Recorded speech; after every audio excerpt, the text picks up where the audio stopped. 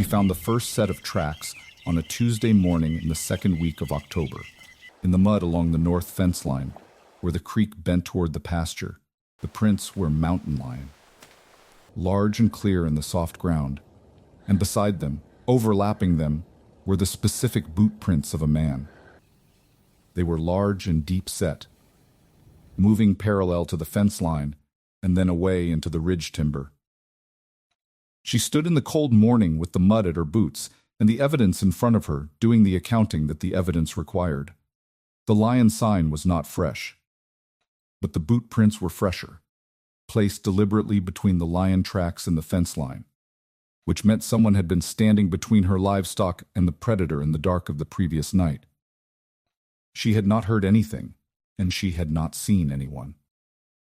But someone had been there. She looked up at the ridge timber to the north where the Mercer property began, thinking about the 14 months she had been managing this ranch alone, and the specific number of livestock losses she had recorded versus the number she had calculated. She should have lost given the predator sign she found every week at the perimeter. The numbers had never matched, and now she finally understood why. Welcome to Cowboy Ironheart. If this story already has you, let us know you are here. There is a particular kind of woman who learns to need very little from the world, not because the world has been generous to her, but because the world has not been, and who has built from the not being generous a specific competence that looks, from the outside, like strength, and that is strength, genuinely, without qualification, but that is also, from the inside, the specific exhausting project of someone who has organized their entire existence around not requiring anything they cannot provide for themselves. Because requiring things they cannot provide for themselves is the specific vulnerability that experience has taught them they cannot afford. Lena Holt had that kind of competence, and it had been keeping the Holt Ranch operational for 14 months, and it was the thing that was also, in the specific way of things that burn in spaces too small for them, consuming the person it was sustaining from the inside at a rate she had not yet fully accounted for. She had grown up in the eastern part of Wyoming, in a town called Grey Rock, that was small enough for everyone to know everyone's business, and not always kind enough to handle that knowledge with care. Her father had been a hardware merchant, practical and reliable in the way of men whose relationship with the world was organized around useful objects and their proper maintenance, who expressed his care through provision rather than through the vocabulary of feeling, and her mother had been a woman of genuine warmth and genuine exhaustion, who had distributed what warmth she had across 4 children and in a household, and a husband who was present, but not particularly attentive to the emotional requirements of the people he lived with. Lena had been the second child and the first daughter, which placed her in the specific position of someone old enough to understand the family's requirements and young enough to be primarily shaped by them rather than by anything external. He had learned early to be capable, to be useful, to be the person who noticed what needed doing and did it before it became a problem. Because the doing of it before it became a problem was the most reliable available method of keeping the peace in a household that valued competence above most other things. She had been good at school in the specific way of a girl who paid close attention to everything and who had the intelligence to convert close attention into understanding. And she had read voraciously in the evenings in the specific way of someone for whom the interior world of books was the most reliably spacious place available. The place where she did not have to be useful or capable, but could simply be curious, which was the thing she had been most naturally, and that had the least legitimate expression in the daily life of Grey Rock, Wyoming, in the 1870s. She had been happy in Grey Rock in the limited way of someone who has not yet discovered what they were missing, who has made a full life from the available materials without knowing that the available materials were not the full range of what was possible. And she had been, in the town's understanding of her, a sensible girl, a capable girl, a girl who would make someone a good wife, and who would manage whatever came with the focused, quiet efficiency that was her characteristic quality. She had met Daniel Holt when she was 22, at a social occasion in the county seat that she attended with her older brother. He was 28, a man who had inherited the Holt Ranch in the High Valley from his father the previous year, and who was, in the specific way of young men who have recently acquired something significant, moving through the world with the particular confidence of someone who understood his own value and who was not embarrassed by the understanding. He was not the most handsome man in the room. He was the most present, the one who moved through the gathering with a focused directness that was not aggression, but was something close to it. The directness of someone who had decided what he wanted, and who had not yet encountered a situation in which the wanting was insufficient. He had focused on Lena with the complete attention of that directness, and she had found it. At 22, and accustomed to being noticed in the general way of a capable, pleasant girl, rather than in the specific way of someone who was the object of someone else's particular interest. Genuinely disorienting in a way that she had mistaken at the time for the feeling that preceded everything good. They had married within the year. He had gone to the Holt Ranch in the High Valley outside Copper Falls with the hope of a young woman who had made what felt like the right decision and who was moving toward the life that the decision would produce with the complete commitment of someone who did not do things halfway. The Holt Ranch was real. 200 acres of good grazing land, with a decent house and a solid barn, and the specific beautiful severity of high Wyoming country that she had found immediately and entirely compelling. She had loved the land from the first morning, had walked the fence line with Daniel in the October of their first year, and felt the specific quality of belonging that she had not felt in Grey Rock. The sense that this was the place where the size of her interior was not excessive, but was precisely what the scale of the thing around her required. The marriage had been good in the way that things were good when they were real without being simple.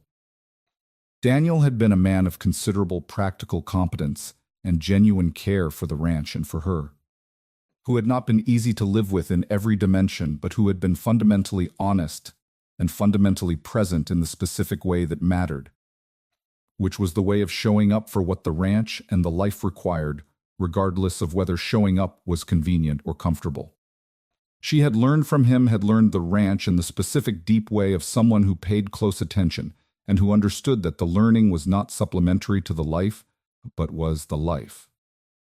The daily accumulated knowing of a piece of land and its requirements that could not be acquired except through sustained direct experience. She had thrown herself into the learning with everything she had become in the 4 years of the marriage someone who understood the Holt Ranch as thoroughly as Daniel did, and who was, by the end of those 4 years, not managing it alongside him so much as managing it with him in the specific equal partnership of two people who had divided the responsibilities of a large undertaking along the lines of their respective competencies rather than along any predetermined social lines.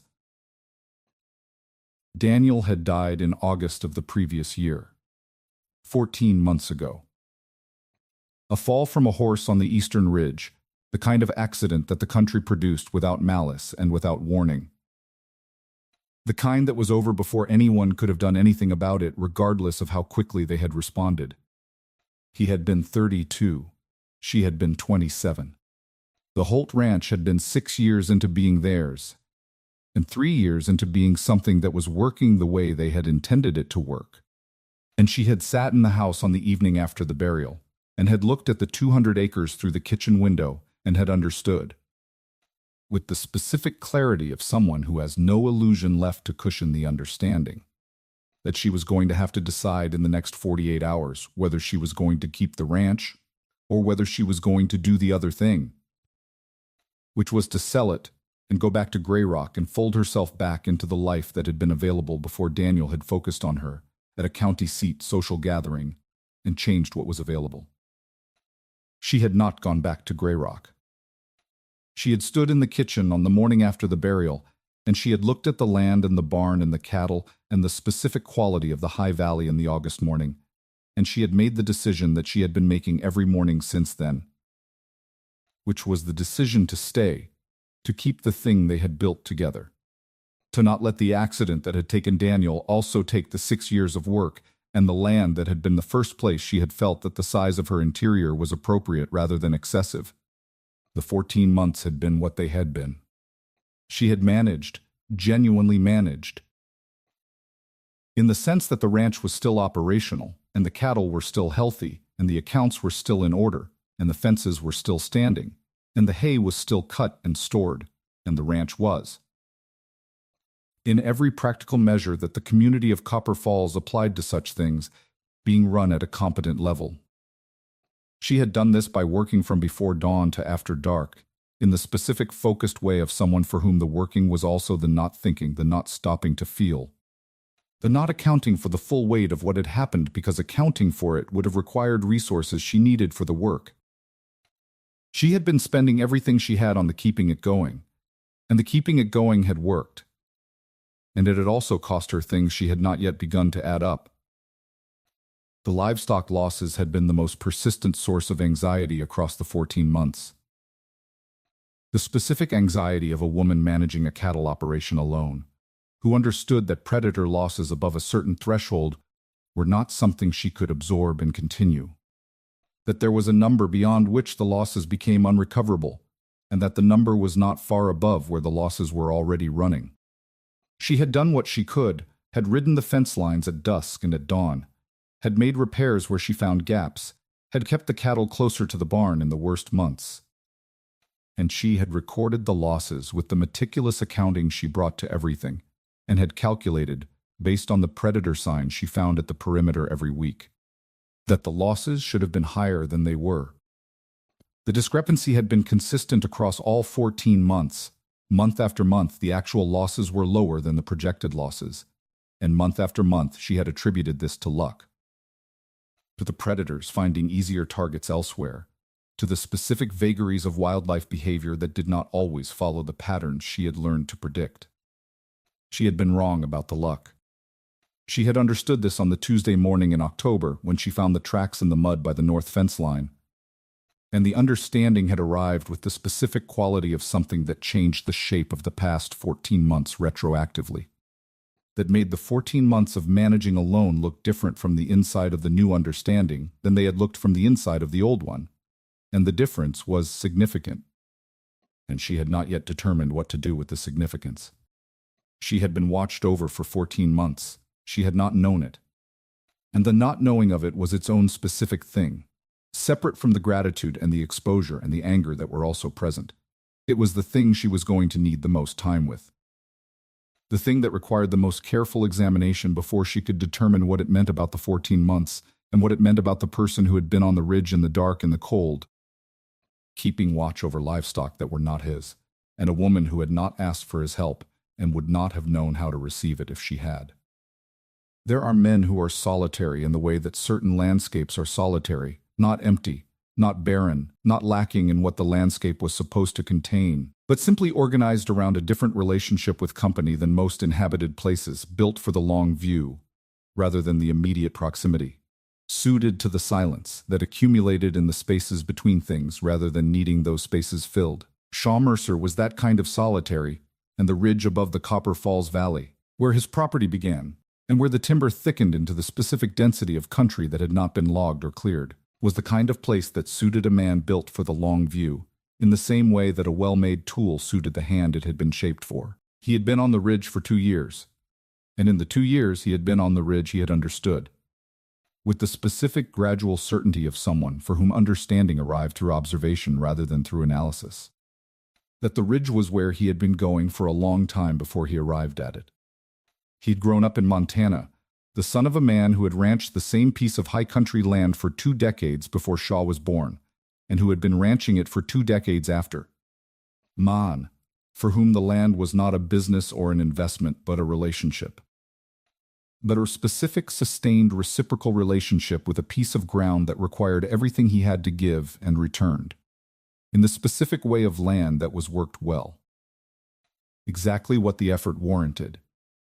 His father had been a man of almost no unnecessary words and enormous practical intelligence, who had communicated with Shaw across the entirety of Shaw's childhood, primarily through the quality of what he did and the quality of the attention he paid to the world around him, and who had produced in Shaw, through that method, and through no other, a man who understood instinctively that the most reliable information about the world was available to the person who was quiet enough and patient enough and thorough enough to receive it.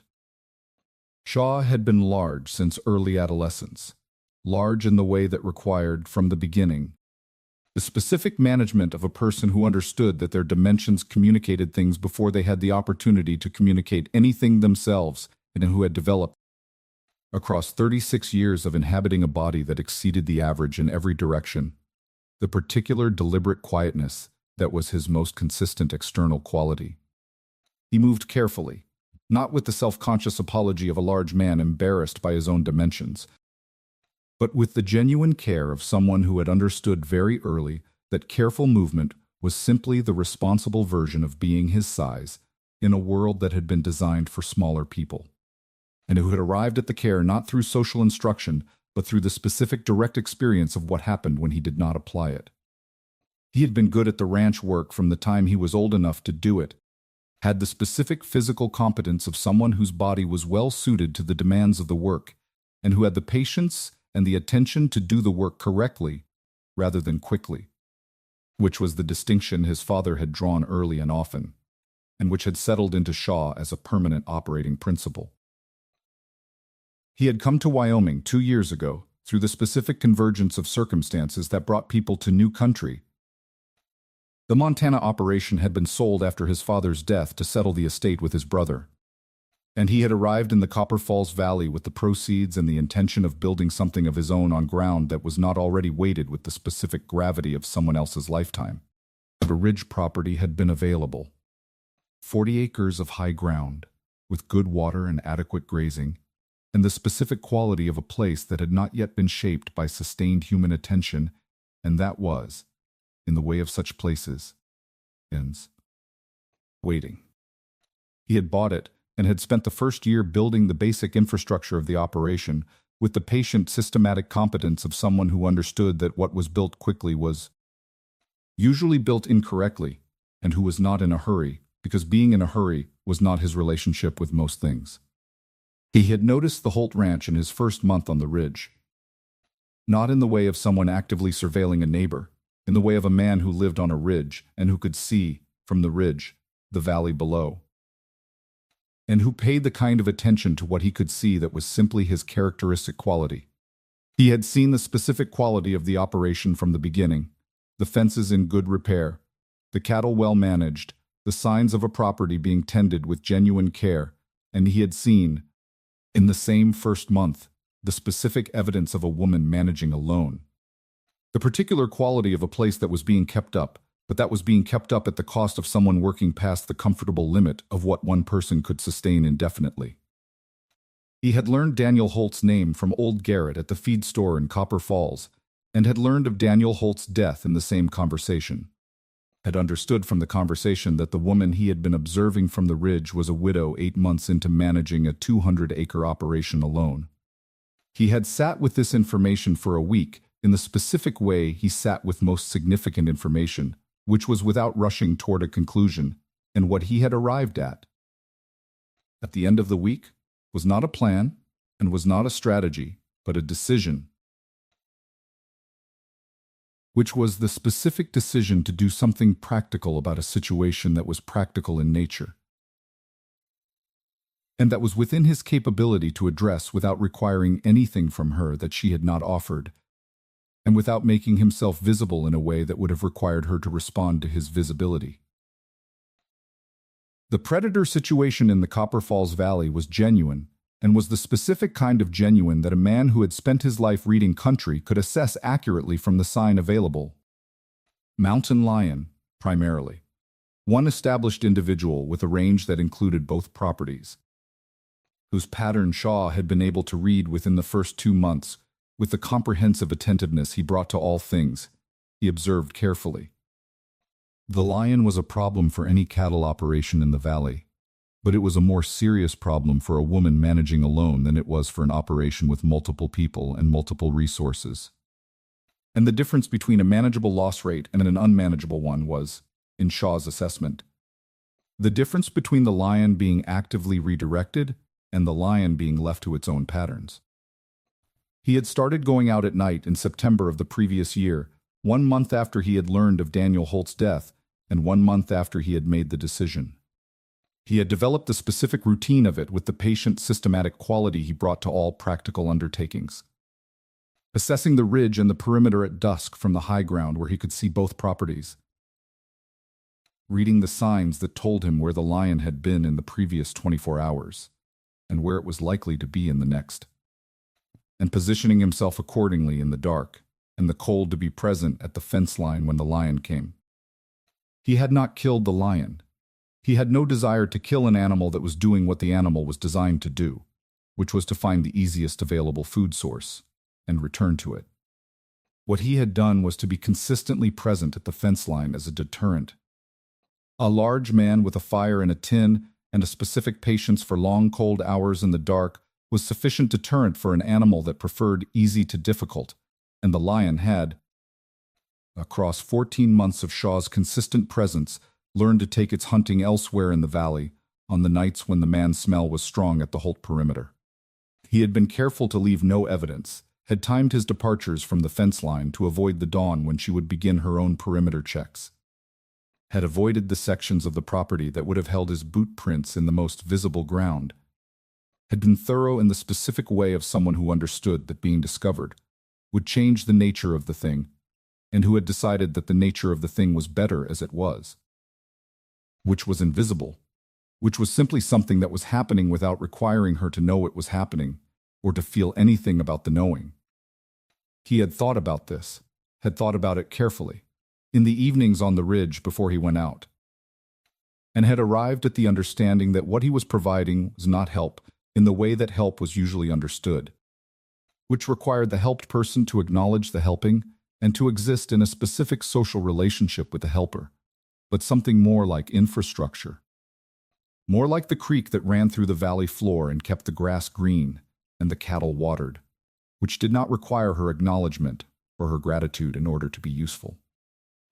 The October morning when she found the tracks had been the result of a specific convergence of circumstances that he had not anticipated. The creek had risen overnight with an early rain and had softened the mud along the north fence line in a section he had used regularly, but that was normally hard-packed enough to hold no impression. He had understood, riding back up the ridge in the pre-dawn dark, that the ground would have been softer than usual, and he had understood. Arriving at his property as the first light showed at the eastern ridge, that the question was not whether she would find the tracks, but what she would make of them when she did. He had spent the morning of the Tuesday in October thinking about what she would make of them. Sitting on the porch of his property in the specific quality of a Wyoming October morning, and looking at the valley below and thinking with the patient thoroughness of someone for whom thinking was not the precursor to acting, but was itself a form of acting.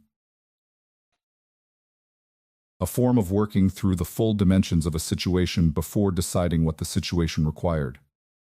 He had thought about the tracks and what they told and what they did not tell, and he had thought about the woman in the valley who would be standing at the north fence line by now, looking at the same tracks, doing her own accounting of what they told and what they did not. He had not gone down the ridge that morning. He had thought about it and had decided against it.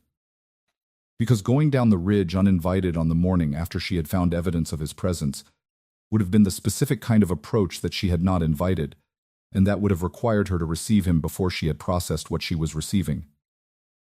And he was not a man who approached things before the timing was right. He had gone about his own work, and he had waited, and he had understood, with the specific patient certainty of someone who had been paying attention for 14 months, that she would come to him when she was ready to come to him, and that the coming would be on her terms rather than his, which was the only way that the coming could produce anything worth having. He had been right. She came on the Thursday morning, 2 days after the tracks, 2 days that she had clearly needed to do her own accounting and arrive at her own conclusions. And she came to the fence line at the north boundary of the Mercer property, and she stood there with the amber-brown eyes that he had been watching from the ridge for 14 months and that were at the distance of a fence line rather than a ridge, the most specific thing about her. And she looked at him across the fence with the specific expression of someone who has just understood, something that changes the shape of a significant period of time, and who is doing the full accounting of what the changing means. He had been at the fence line already when she arrived, which was not coincidence. He had seen her come off her property and he had moved to meet her at the boundary with the deliberate, unhurried quality of his characteristic movements. Because meeting her at the boundary was the respectful thing, and because standing on his property while she stood on hers was the specific geometry the first real encounter required. He had stopped at the fence, and he had waited, and she had stood on her side and looked at him for a long moment before she said anything at all. And he had let the moment be as long as it needed to be, because the moment was hers, and her process of it was not his to hurry. She said, "It was you." He said, "Yes." She said, "For how long?" He said, "Since September of last year." She said, 14 months. He said, "Yes." She said, the Thursday morning had the specific quality of an October morning in the Wyoming high country that had decided to be itself completely. Clear and cold with the particular blue of a sky that had no remaining ambiguity about what season it was in. Light coming in low and precise at the angle of late October that showed every detail of the landscape without flattering any of it. The kind of light that was honest in the specific way of things that had nothing to hide and no interest in the hiding of anything. Lena had walked the fence line from her property to the Mercer boundary with the focused deliberateness of someone who had spent 2 days doing the accounting that the Tuesday tracks required, and who had arrived at a conclusion and was now executing on the conclusion with the systematic efficiency that was her primary available mode of engagement with difficult situations. She had not rushed the 2 days, she had given the accounting the full time it required, which was the time to move from the initial shock of the discovery through the specific careful examination of everything the discovery implied, through the reconstruction of the past 14 months in the light of the new information, and then through the specific question of what the reconstruction meant, and what she was going to do about what it meant. The reconstruction had been the most significant part of the 2 days. She had gone back through the livestock records with the specific attention of someone who understood that the records were the most reliable available account of what had actually happened, and she had looked at the loss figures, and the predator sign figures, and the specific discrepancy between them that she had attributed to luck for 14 months.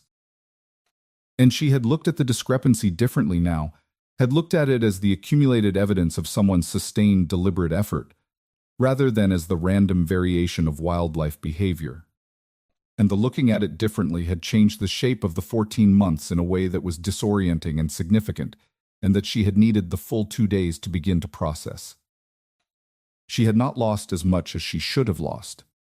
She had not lost as much as she should have lost, because someone had been on the perimeter in the dark, consistently, for 14 months, without her knowledge.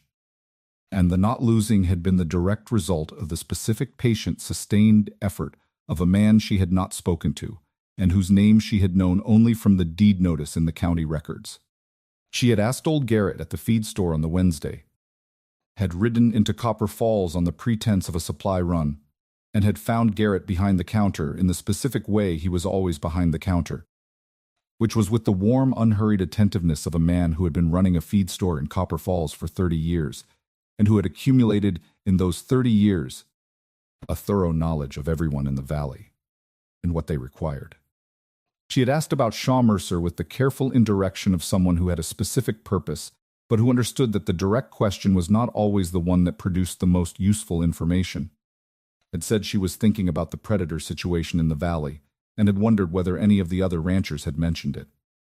And Garrett had said that Shaw Mercer had come in last spring, asking about lion behavior and which sections of the valley tended to see the most activity at which times of year.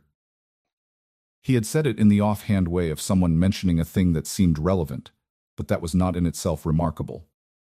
And she had received it with the composed attention of someone whose internal response to the information was considerably larger than the composed attention suggested. She had ridden home from the feed store with the specific quality of someone who has just received the final piece of information that completes a picture they have been assembling from incomplete data. And the picture was complete now, and it was the picture of a man who had been asking about lion behavior in the spring, and who had been at her fence line in the autumn, and in the winter, and in the summer, and in every season for 14 months. And the picture was, in its specificity and its consistency, one of the most significant pictures she had had occasion to look at in the 14 months since Daniel died. She had arrived at the Mercer fence line on the Thursday morning and found him already there, which she had registered without surprise, because the surprise had been used up in the 2 days of the accounting, and what was left was the specific focused clarity of someone who had done the thinking and was now at the doing. He was large in the way she had not fully registered from the ridge view she had occasionally had of him moving through his property. Large, in the specific way of a man whose size was entirely functional and entirely unself-conscious, who moved with a deliberate, careful quality of someone who had managed his dimensions for decades and who had made the management into something that was no longer effort, but simply how he moved through the world. The dark gray eyes were the things she had not been able to see from the ridge, and they were, at the distance of a fence line, considerably more than she had expected. The patient observation in them was the specific observation of someone who had been watching carefully for a long time and who was watching carefully now. And the watching was not intrusive and was not presumptuous, but was simply present. The full attention of someone for whom the person in front of them was the most important thing currently occurring. She said, "It was you," he said. "Yes." She said, "For how long?" He said, "Since September of last year." She said, 14 months. He said, "Yes." She said, "Every night." He said, "Most nights." She looked at him for a moment with the amber brown eyes doing the full work of assessment, and he let the looking happen without hurrying it or filling the space it required with anything additional. She said, "Why?" He said, "Because the predator sign at your perimeter told me you had a problem you couldn't manage alone without losses you couldn't afford." She said, "You assessed my losses from the ridge." He said, "I assessed the predator sign from the ridge." He said, "The rest was arithmetic."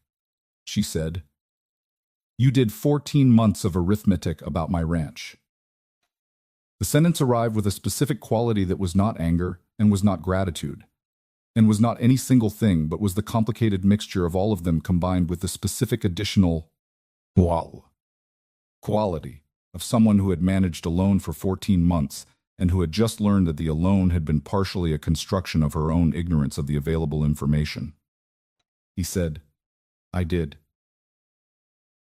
She looked at him for a long moment, and then she said, "You didn't tell me."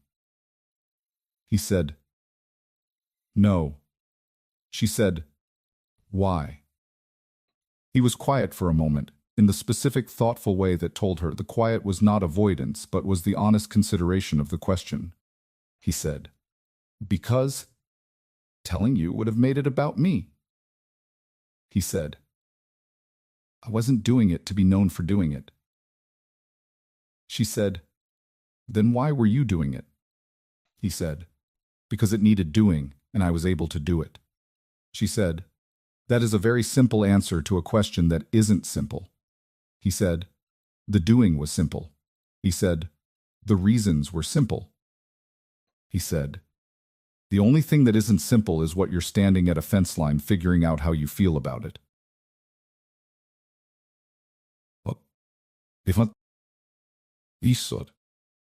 She looked at him with the amber brown eyes, and something moved through her expression that was not quite the thing she had been managing for 2 days, and that was not quite anything she could name cleanly. The specific expression of someone who has just been seen accurately by a person they have not met, which was disorienting in the way that accurate seeing by unexpected sources tended to be disorienting. She said, "I'm not sure how I feel about it." He said, "That seems reasonable."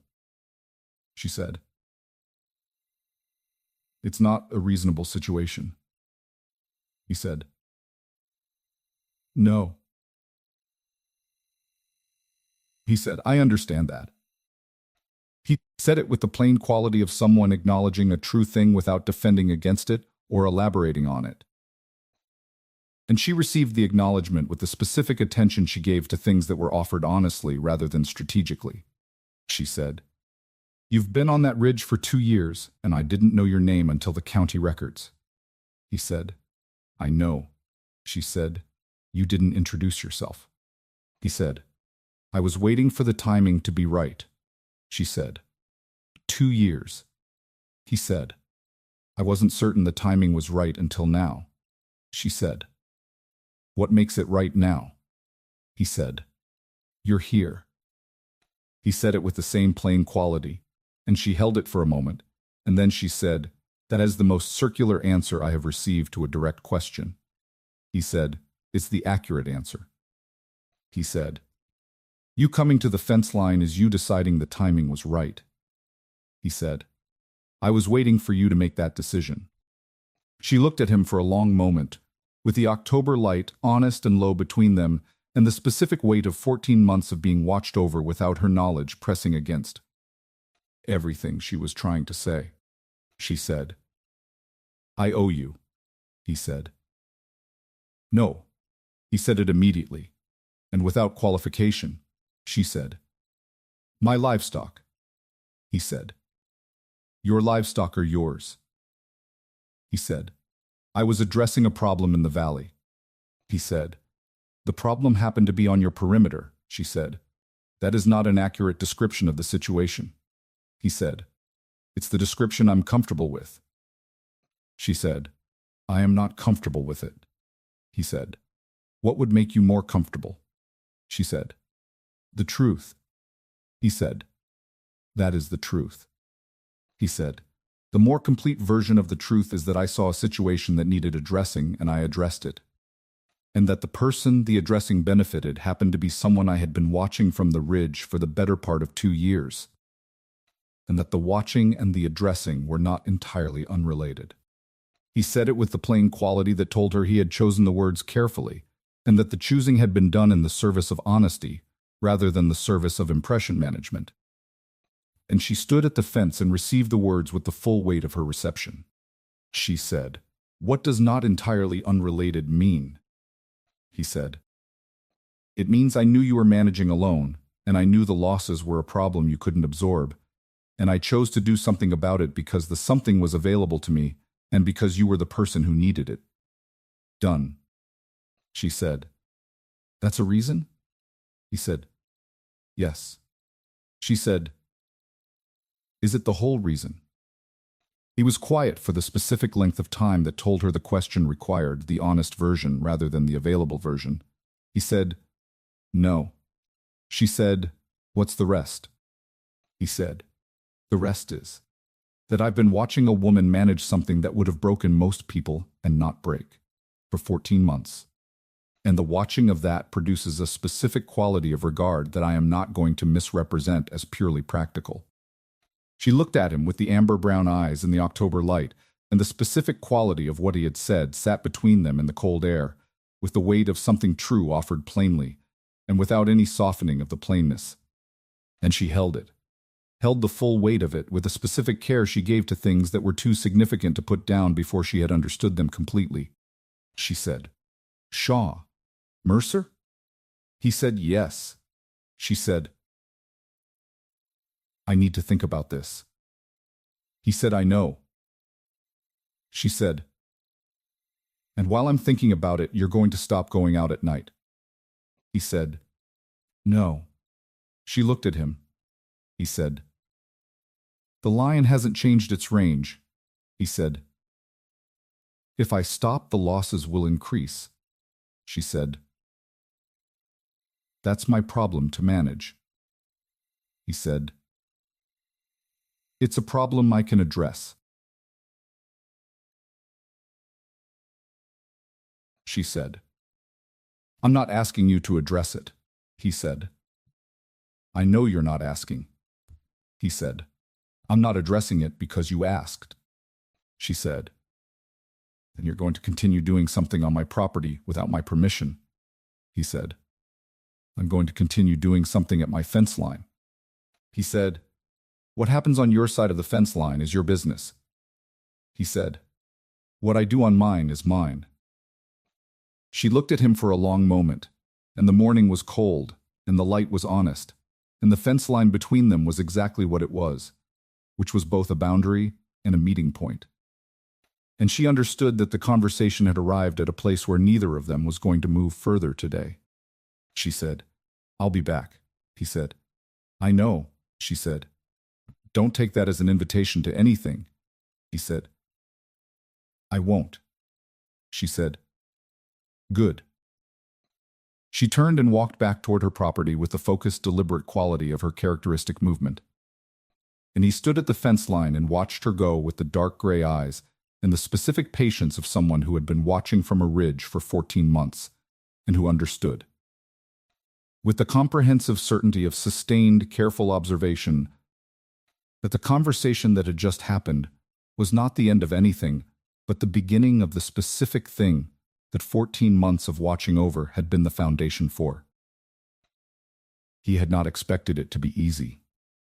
He had not wanted it to be easy. Easy things were generally not the things that lasted, in his experience, and what he wanted was the thing that lasted, which required the specific difficult work of two people who were each carrying the specific weight of their own history, and who were going to have to do the full, honest accounting of that weight before anything could be built from it. He went back to his property, and he went back to his work, and he went out that night to the fence line, as he had gone out every night for 14 months. And the difference was that tonight, he knew she was awake on the other side of the valley, awake and thinking, and that the thinking was the specific thinking of someone who was beginning. In the particular careful way that was her characteristic quality, to do the accounting that would eventually bring her back to the fence line, and that the eventually was something he could wait for. With the same patient quality he had been waiting with since September of the previous year, because the waiting was not passive and was not empty, but was its own form of work. Its own form of being present to a situation that was developing at the pace it needed to develop and that was not going to be improved by impatience. He waited. The night was cold and clear, and the valley below was dark except for the single lamp burning in the Holt ranch house, and he stood at the fence line in the dark and he kept watch. As he had kept watch for 14 months, with the specific patient thoroughness of a man who had made a commitment and who intended to keep it, she came back on Saturday. Not because she had finished the thinking, which she had not. The thinking was the kind that did not finish on a schedule, but that moved through its stages at its own pace. The specific internal pace of someone who gave important things the full consideration they required and who did not rush the consideration because the rushing produced incomplete results. She came back because the fence line was where the conversation was, and the conversation was something she needed to continue regardless of whether the thinking was finished. Because the conversation and the thinking were not sequential, but were happening simultaneously. And each was producing material for the other in the specific way of processes that were part of the same larger process rather than separate things. He was not at the fence line when she arrived on Saturday morning. She could see him in the upper section of his property, working on a section of fence that had been giving trouble. And she stood at the boundary and waited with the specific quality of someone who had come for a purpose and who was willing to wait for the purpose to be available. He saw her within a few minutes. She saw him register her presence from the upper section, and she saw him complete the specific task he was in the middle of, which told her something about him that was consistent with what the 2 days of thinking had been assembling, which was that he was the kind of person who finished the thing they were doing before they moved to the next thing, which was not the way of someone for whom the next thing was always more important than the current one, but was the way of someone for whom everything was given its appropriate due. He came down from the upper section with the unhurried deliberateness of his characteristic movement, and he arrived at the fence line and he said, "Saturday." She said, "I said I'd be back." He said, "You did?" She said, "I have questions." He said, "Ask them." She asked them. She had organized the questions across the 2 days with the systematic intelligence that organized everything she did, not formally, not in a list, but in the specific way that her mind organized things that required organized attention, which was by order of importance and logical sequence rather than by the order in which they had occurred to her. She asked about the specific method, how he had determined where to position himself, how he had tracked the lion's pattern, what he had done on the nights when the lion was not in the valley at all, and he had gone out regardless. He answered each question with a plain, thorough quality she had been learning to expect from him, not giving her more than the question asked for, but not withholding anything. The question had a right to. He explained the pattern reading with the specific authority of someone who had been reading country for 36 years and who knew what the sign told and how to use what it told. And she listened with the full attentiveness of someone who understood the subject matter well enough to assess the quality of the explanation, and who was assessing it as exactly what it appeared to be, which was the explanation of someone who genuinely knew what they were talking about. She asked about the winter, specifically about the 2 weeks in February when the valley had been under the worst snow it had seen in a decade, and when the temperature had been the specific temperature of a Wyoming February that had decided to demonstrate its full range of available severity. He said, "I went out every night in February." She said, "In that weather?" He said, "The lion doesn't stop because of the weather." She said, "But you could have." He said, "I could have." He said it with the plain quality that made the distinction between could have and did not very clear. And she held the distinction for a moment with the amber-brown eyes, and then she said, "Why didn't you?" He said, "Because stopping would have changed the commitment." He said, "A commitment that stops when it's inconvenient isn't a commitment. It's a preference." She looked at him across the fence in the October morning and felt the specific quality of something that had been building since Thursday arrive in a slightly more definite form. The specific quality of understanding a person more clearly through what they say about what they have done than through what they say about themselves, which was the more reliable form of understanding because it was based on evidence rather than presentation. She said, "You could have told me." She said it not with the accusation it might have carried in a different context, but with the genuine inquiry of someone who was still working through the question of why the not telling had been the choice. Because the not telling was the most significant thing, the thing that was most different from what she would have expected, and she needed to understand it rather than simply accept it. He said, "I thought about telling you." He said, "I decided against it for the reason I told you on Thursday, that telling you would have made it about my telling rather than about your livestock being safe." He said, "And because you were managing alone, and you were managing it correctly, and I didn't want to introduce a variable that would have required you to manage your response to my help on top of everything else you were managing." She said, "That's a very specific thing to know about someone you hadn't spoken to." He said, "I know." She said, "You learned it from the ridge." He said, "From the ridge and from 14 months of attention." She said, "That's a long time to pay attention to someone without speaking to them." He said, "Yes." He said it without apology and without the particular social discomfort of someone who understood that what they were describing sounded unusual and who was managing the unusualness. He said it with the plain acknowledgement of someone who had done a thing and was owning the doing of it without performing either regret or justification. She said, "Do you do this with everyone?" He said, "No." She said, "Why me?" He was quiet for the length of time that told her the question required the honest answer rather than the diplomatic one. He said, "Because you were the specific situation you were, managing alone something that was too much for one person, without appearing to know it was too much. Which told me that the too much was not something you would have asked for help with, regardless of who offered." He said, "And because the watching from the ridge over 2 years has produced a specific quality of regard that I've been honest with you about, and that I'm not going to walk back." She said, "A specific quality of regard." He said, "Yes." She said, "Is that what you're calling it?" He said, "I'm calling it what it is." He said, "You can call it something else if you prefer." She looked at him and said, "I haven't decided what to call it yet." He said, "That seems fair." He said it with the dry, plain quality that was his version of humor. And she registered it with the specific quality of someone encountering something they had not expected to encounter in this specific person at this specific moment. The visits became a pattern across the October weeks.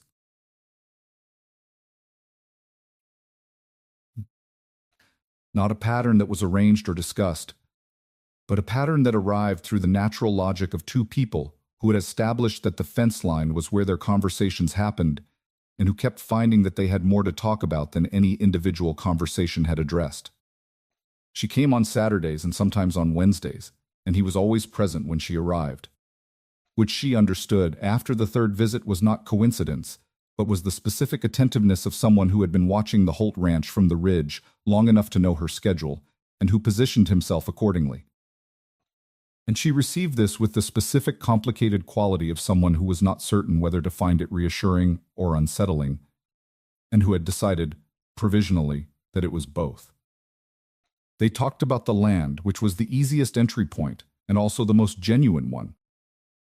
Because the land was what both of them were primarily organized around, and the conversations about it had the specific quality of two people who understood the same thing in the same language, discovering the pleasure of speaking that language with someone else who knew it. She told him about the specific challenges of the Holt Ranch's eastern section, where the drainage was poor and the soil was clay-heavy in the way that required specific management.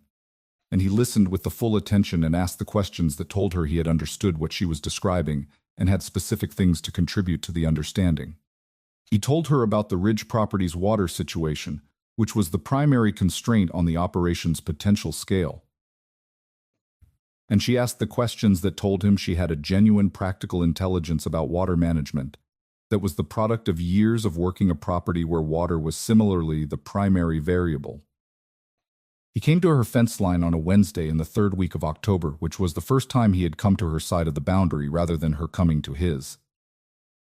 And he had come to tell her that he had found fresh lion sign in the section of valley timber that suggested the lion had shifted its range slightly eastward toward her south pasture, and that she should move the cattle from the south pasture for the next few weeks while the shift settled. She received the information with the practical attention it deserved and thanked him for it, and he nodded and turned to go back toward his property, and she said, before he had taken more than 3 steps, "There's coffee, if you want it." He stopped. He turned back. He said, "All right." She said it, without the particular social construction of a hospitality offering, with the same plain quality he used for most things he said to her, and he received it the same way. As a practical offer of a practical thing that did not require more social weight than the words contained. He sat at the kitchen table of the Holt Ranch for the first time on that Wednesday morning, and the kitchen table had a quality she had not anticipated, which was the quality of a space that had been a space for one person for 14 months, and that was now a space for 2, and the difference was not dramatic, and was entirely real. He drank the coffee with the appreciation of someone who had been making his own for himself for a long time, and who recognized good coffee as the specific product of someone who knew what they were doing. And she sat across from him, and they talked about the south pasture, and the lion's range shift, and then about the specific challenges of the fall cattle work. And the conversation had the quality she had been coming to recognize as characteristic of him, which was the quality of 2 people talking about something they both understood and finding, in the mutual understanding, specific ease that was different from the ease of talking about nothing in particular. He looked at the house while they talked, not intrusively, not with the quality of someone surveilling her space, but with the natural attentiveness of someone who was interested in what a space said about the person who inhabited it. She noticed the noticing, and she did not stop it, because the noticing was not intrusive and was not presumptuous, but was simply the natural expression of the attention that was his characteristic quality. And she had been receiving that attention at the fence line for 3 weeks, and had come to understand it as something that was directed at her in the specific way of something genuine rather than something performed. She said, "What do you see?" He said, "Someone who takes care of things." He said it with the plain quality that made it not a compliment and not a performance of the noticing, but simply the accurate statement of what the space told him, and she received it the same way, as an accurate statement rather than a compliment.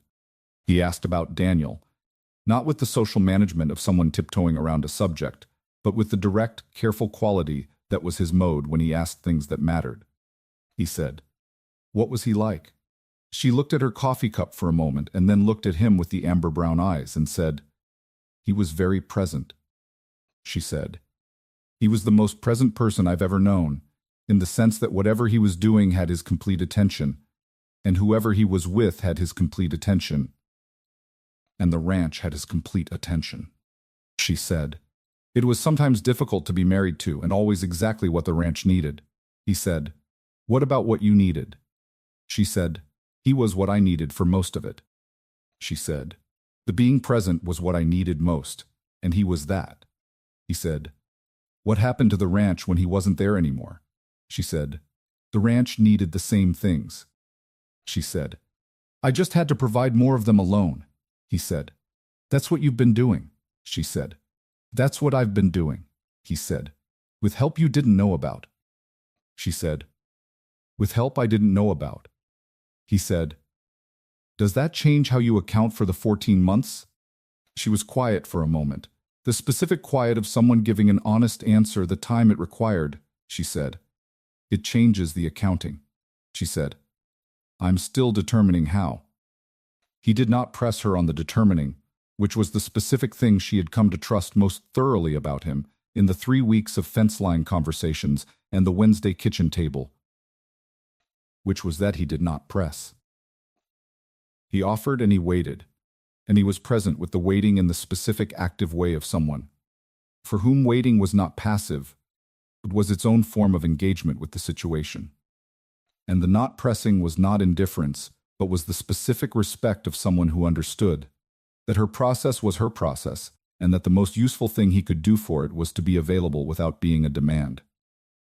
She told him about Grey Rock in November, about the specific quality of her childhood and the particular household she had grown up in, and the way that household had shaped what she understood about herself and about what was available to her. He listened with the complete quality, and he asked the specific questions that told her he had understood, not just the content, but the interior of what she was describing. And she found, in the finding of herself telling him these things, that the telling was different from what she had expected, was easier and less costly than she had been calculating it would be. Which was itself information about what was happening between them and about what the 3 weeks of fence line conversations and the one Wednesday kitchen table had produced. He told her about Montana, about his father, and about the operation, and about the specific grief of watching the Montana land sold to settle the estate. The grief of something built across 2 generations being reduced to a number in a ledger. She listened with the full attention she was learning to give to things he said, and she said, when he had finished, "That sounds like losing a person." He said, "It was." He said, "The land was the person, in some ways." He said, "My father was more present in the land than he was in any other form." She said, "Daniel was like that." She said, "The ranch is still him, in a way." He said, "That makes it harder and also worth it." She said, "Yes." She said, "Both of those."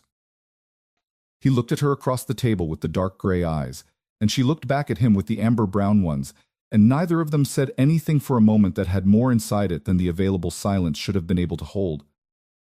And then she said, "More coffee." He said, "Please."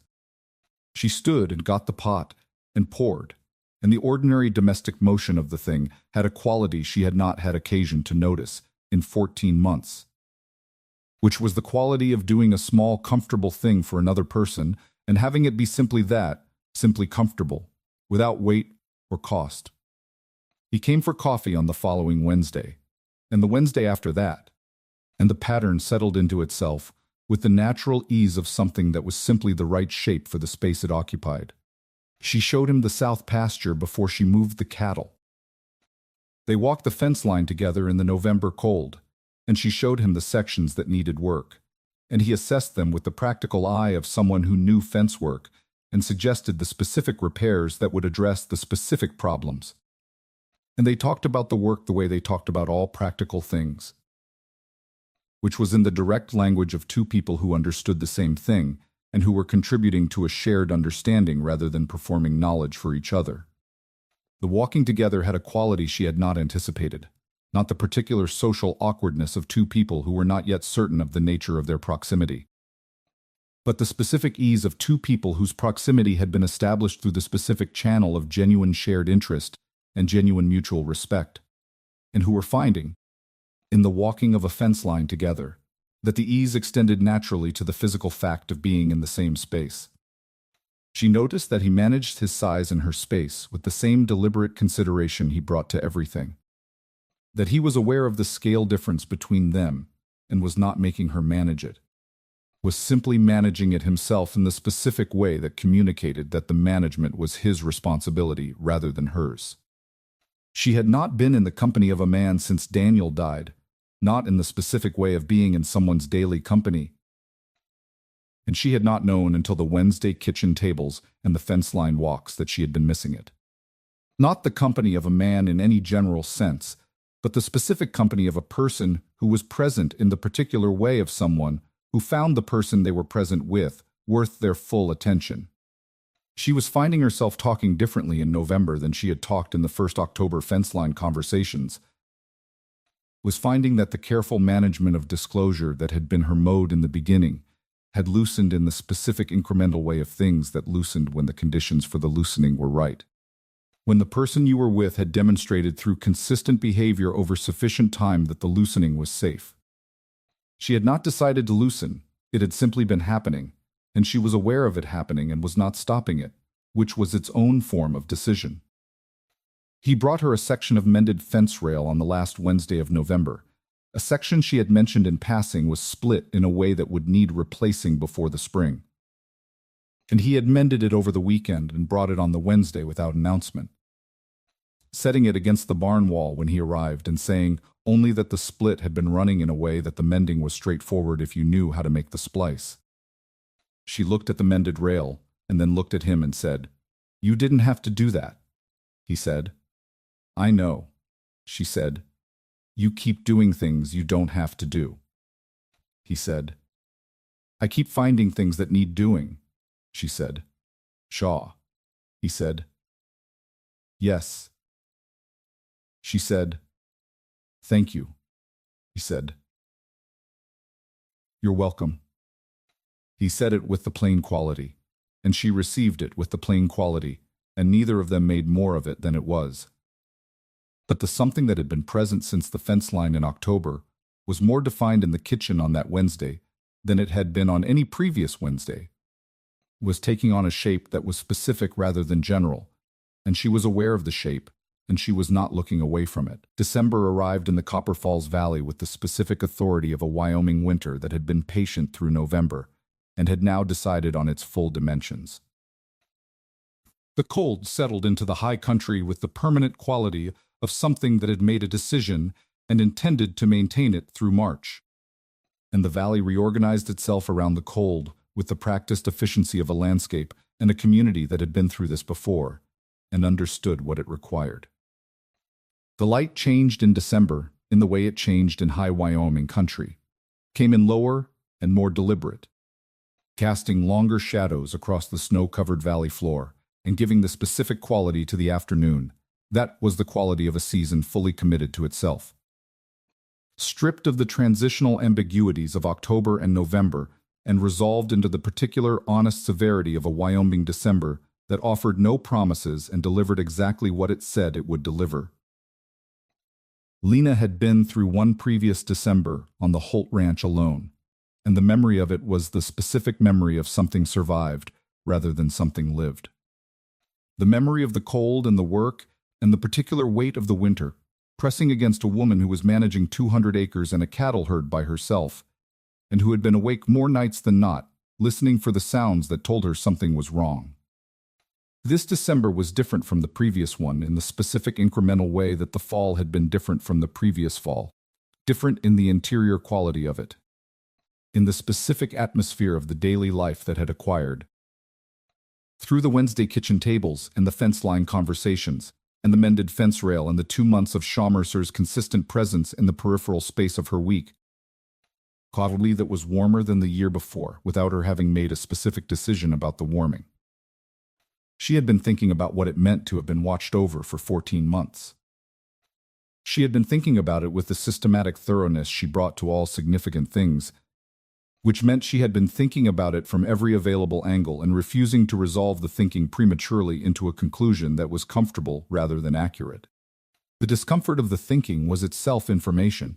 She was honest enough with herself to acknowledge this, to understand that the specific quality of the discomfort was the quality of someone who had been managing alone and who had believed, not consciously but in the way of beliefs that organize behavior without requiring articulation, that the managing alone was the whole of what was available, that the specific shape of her life since Daniel died was the shape of what her life was going to be, not as a chosen condition, but as the only viable condition for someone in her specific situation. And that the discovery of Shaw Mercer's Year of Night Watch was a challenge to this belief, in a way that required genuine examination rather than the defensive management that was the simpler available response. She told him in December that she had been afraid. Not immediately, not in the first weeks of December, which were the weeks when she was doing the examination, and was not yet ready to share the examination with anyone, including him.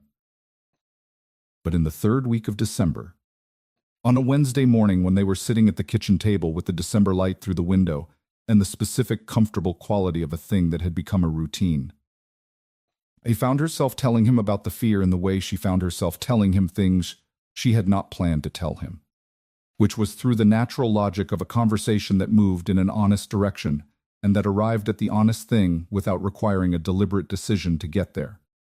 She said, "I was afraid the first winter." She said it without preamble, as the continuation of a conversation about the December that was actually the continuation of a conversation she had been having with herself for 2 months.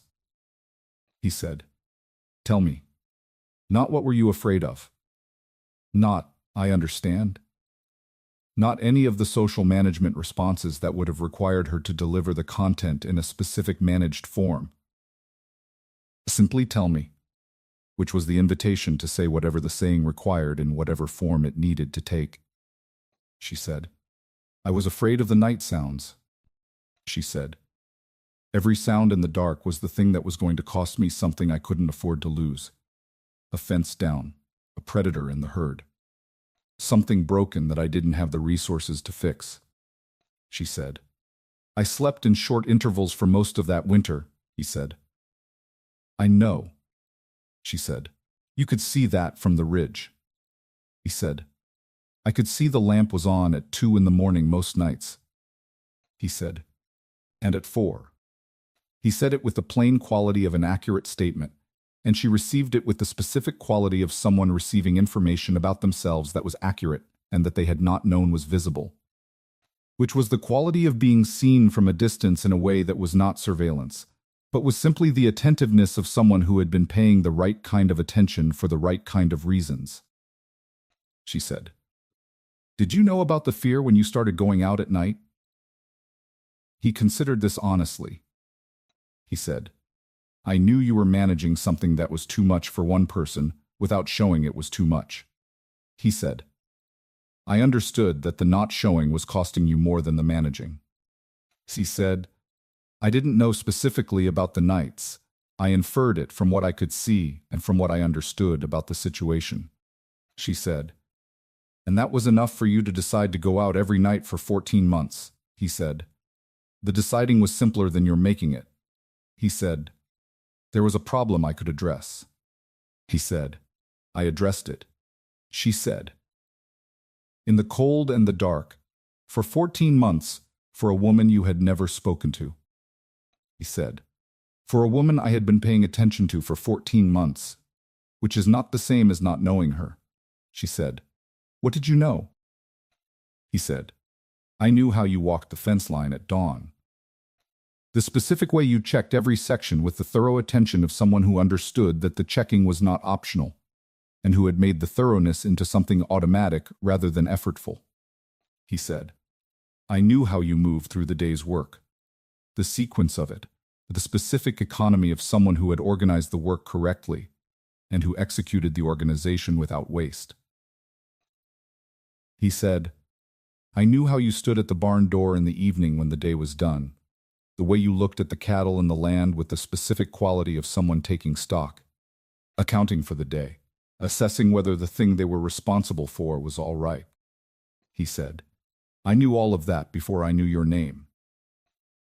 She looked at him across the kitchen table in the December light with the amber-brown eyes that were doing their most complete work, which was the work of receiving something fully, rather than filtering it through the management system she had been maintaining for 14 months.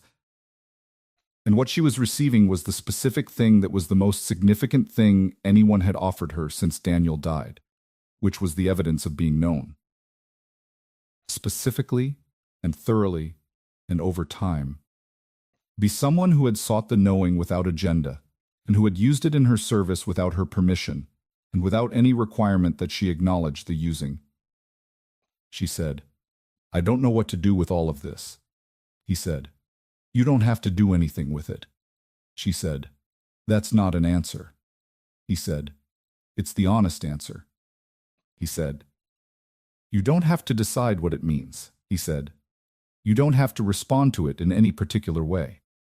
He said, "The watching and the 14 months and the conversations since October are not a debt you owe me anything for." She said, "I know they're not a debt."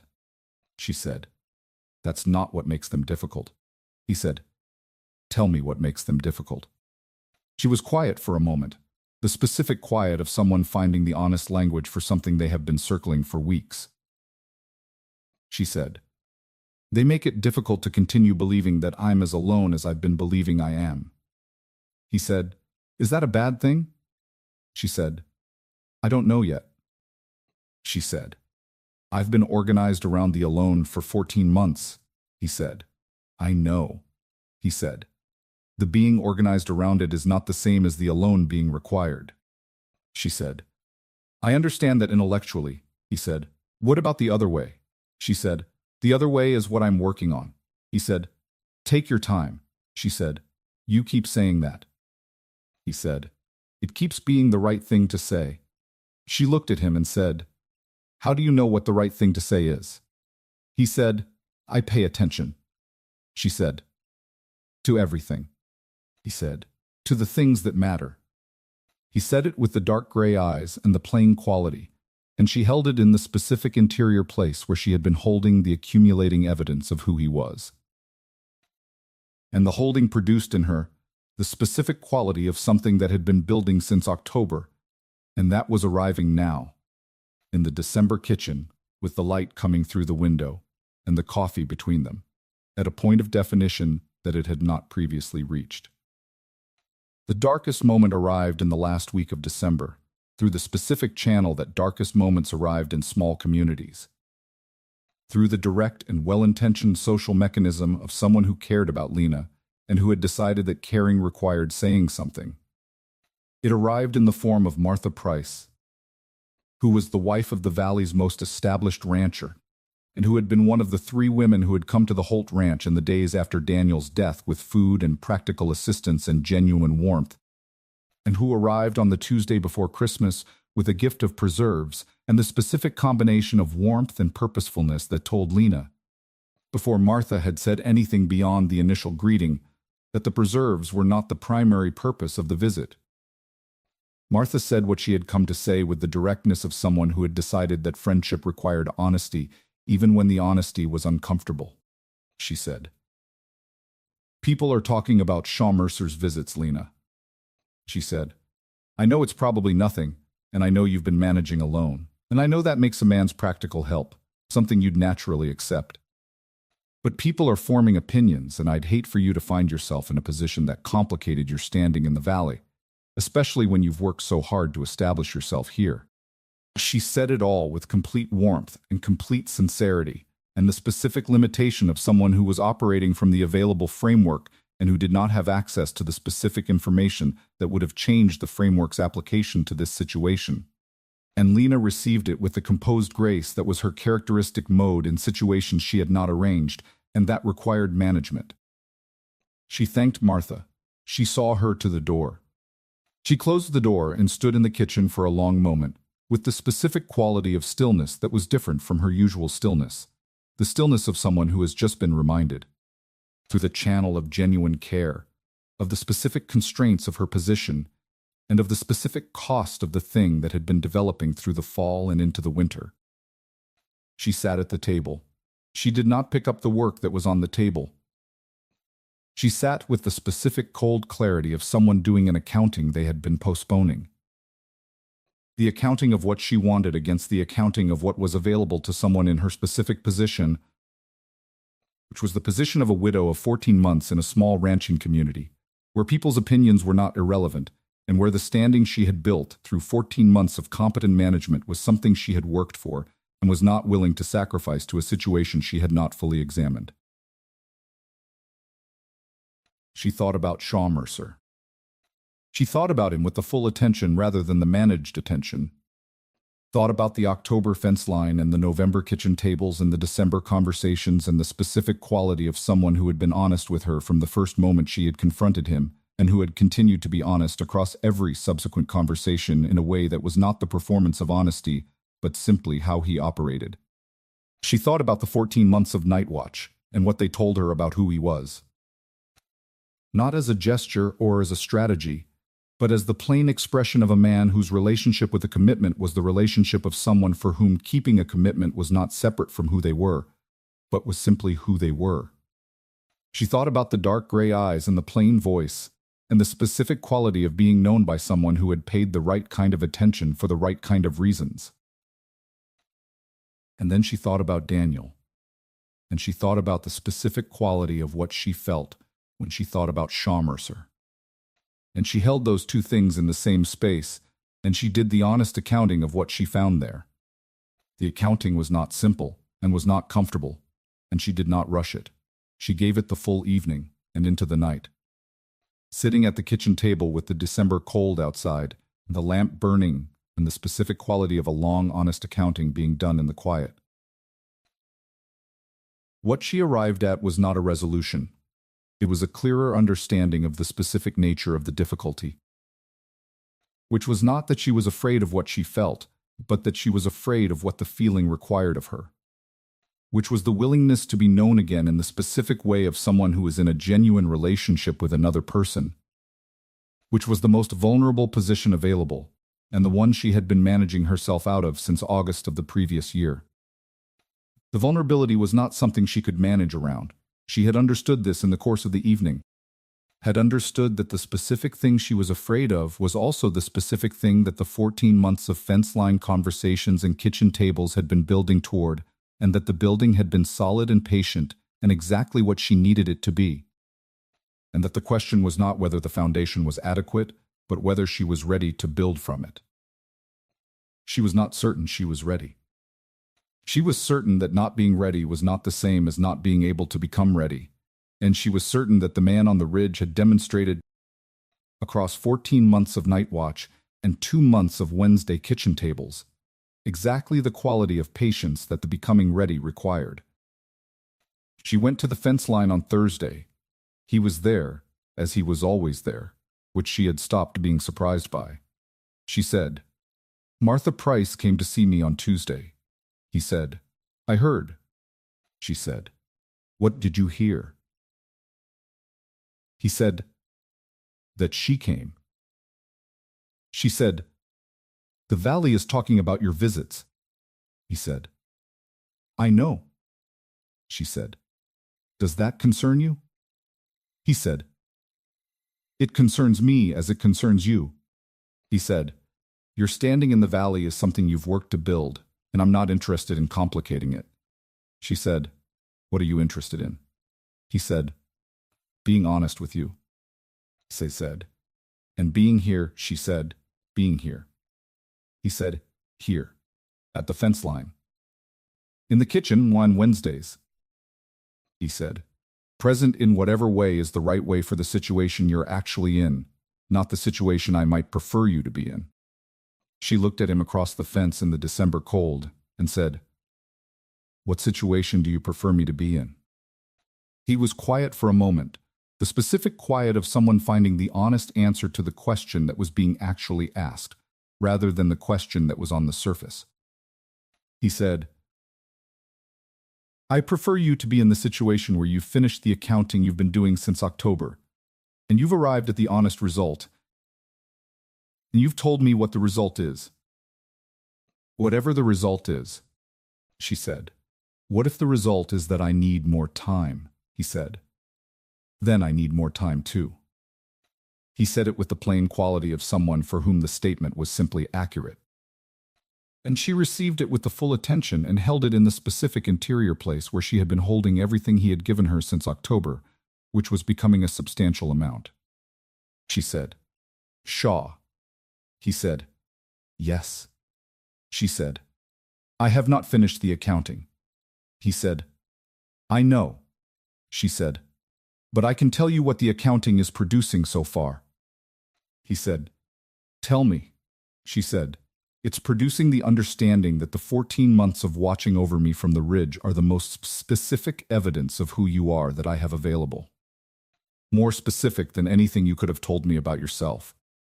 Because you didn't know I was watching and you did it anyway, and you did it in February, and you did it every night for 14 months. He said, "Yes." She said, "And the specific evidence of who you are is the most important variable in the accounting." He said, "Yes." She said, "I'm telling you that, so you know where the accounting is." He said, "I understand where the accounting is." She said, "Good."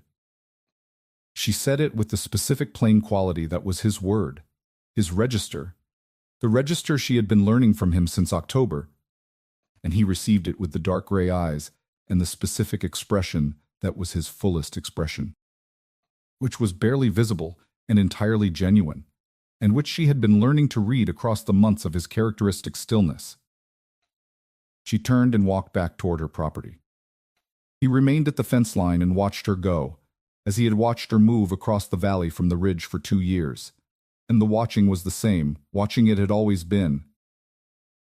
Patient and complete, and without any requirement attached to it, except the requirement of the watching itself. January in the Copper Falls Valley was the month that clarified everything. Not gently, not with the gradual revelation of a season that had time to be patient, but with the specific clarifying quality of a Wyoming January that had decided to be fully itself and that required of the people living inside it. The specific quality of response that genuine difficulty required, which was not the management of the difficulty but the direct, honest engagement with it. The facing of it in the specific plain way of someone who understood that the difficulty was real and that managing around it was a different thing from going through it. The cold was serious. The snow was serious. The work was serious. And the thing that had been building since October was serious in the same way. And January made it more serious rather than less, because January was the month that stripped away the transitional qualities of the seasons that preceded it, and left only what was actually there. Lena had been doing the accounting since October, 3 months of the most thorough interior accounting she had done since the first week after Daniel died. And the accounting had been producing results that she had been holding carefully in the interior space, where she held things that were too significant to put down before they were fully understood. She had understood most of them by January. Not all. The understanding of some things required the lived experience of the things themselves rather than the anticipation of them. And she was honest enough with herself to know the difference between what could be understood in advance and what could not. But what she had understood was enough to have arrived at the specific position of someone who had done the full honest accounting and who had found, in the doing of it, that the result was what the result was, which was the result that the 3 months of evidence had been pointing toward, and that she had been circling without landing on, because the landing required the specific willingness to be vulnerable. That was the most costly thing available to her. She had been thinking about what Shaw had said in October, in the first fence line conversation, about the watching and the not telling. About his decision that telling her would have made it about him, rather than about her livestock being safe, about the specific understanding of her situation that had produced that decision.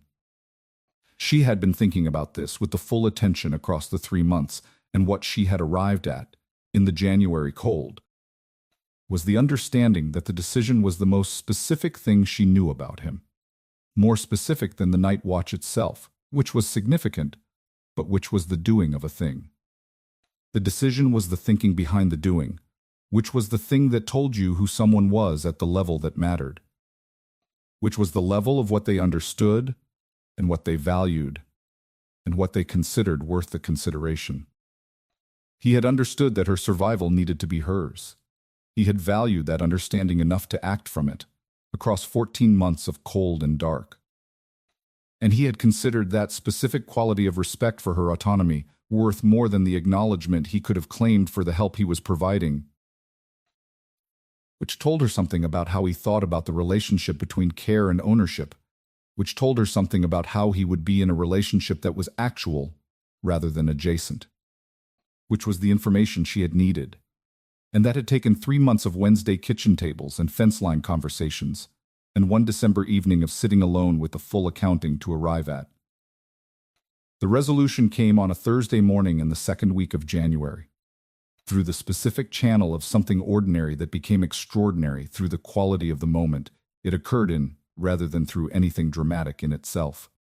She had been at the south fence line doing a morning check, and she had found evidence of the lion the night before, fresh sign in the snow, and beside the sign the familiar boot prints.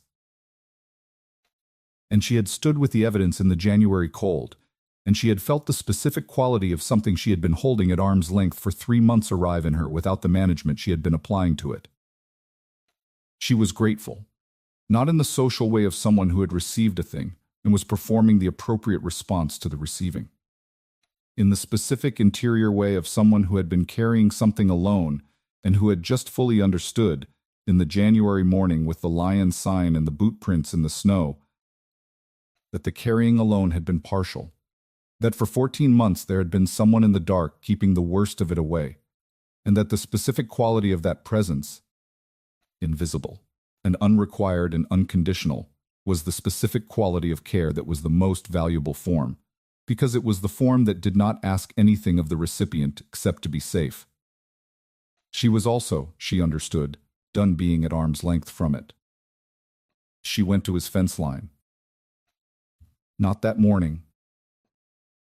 I went home and she did the morning's work, and she ate the noon meal, and she sat at the kitchen table for a while with the specific quality of someone who has completed an accounting and is holding the result before acting on it. And then she went to the fence line in the early afternoon, with the January light low and cold and honest in the way of January light, and she stood at the Mercer boundary and he was there, which she had stopped being surprised by, but had not stopped being grateful for. He looked at her with the dark gray eyes, and she looked at him with the amber brown ones, and she said, "I found the sign this morning." He said, "I know." He said, "I checked it at first light." He said, "He's ranging further east than his usual pattern." He said, "I'll be at the south section tonight." She said, "Shaw." He said, "Yes." She said, "I need to say something." He said, "Say it." She said, "I've been doing the accounting since October." He said, "I know." She said, "I finished it." He was still, the specific, complete stillness of his full attention.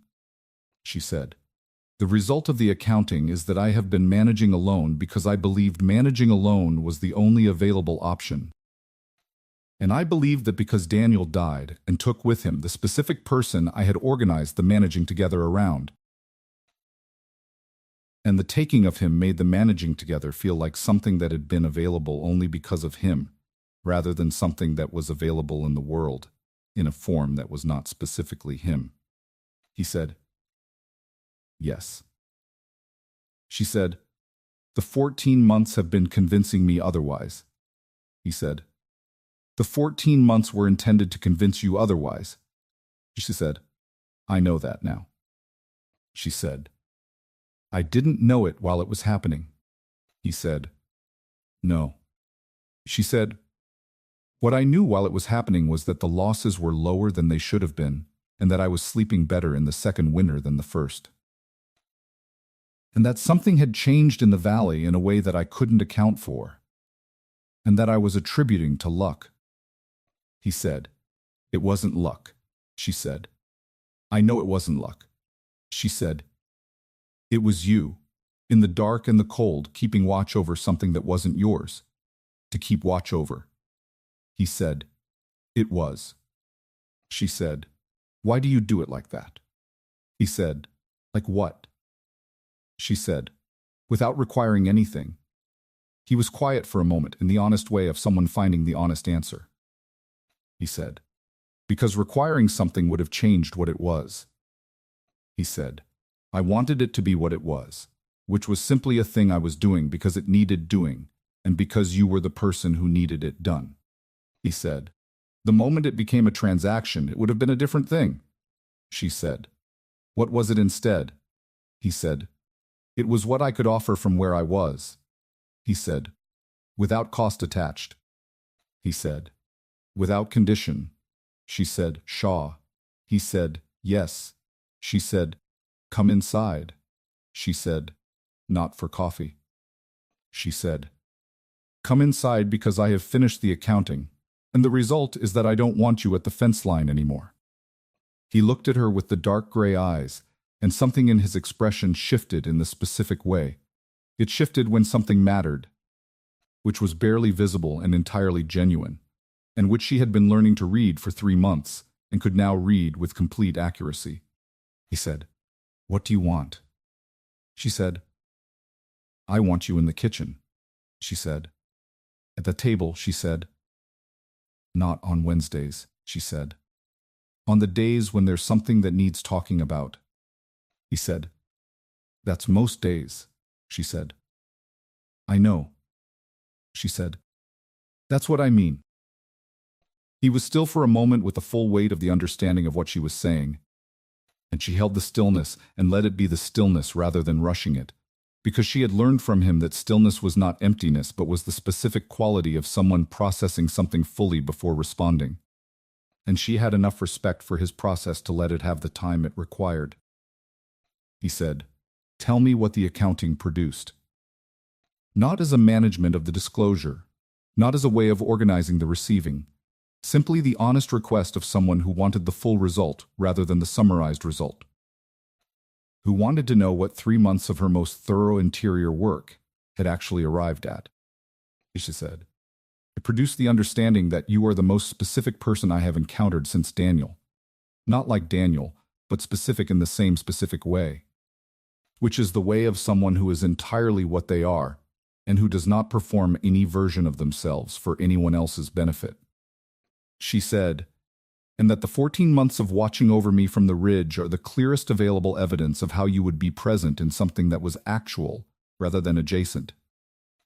Which is the most important available evidence, because what I need, if I am going to move from the managing alone to the managing together, is not someone who is capable of the practical requirements of it, but someone whose specific quality of presence is what the managing together actually requires." She said, "And you are that."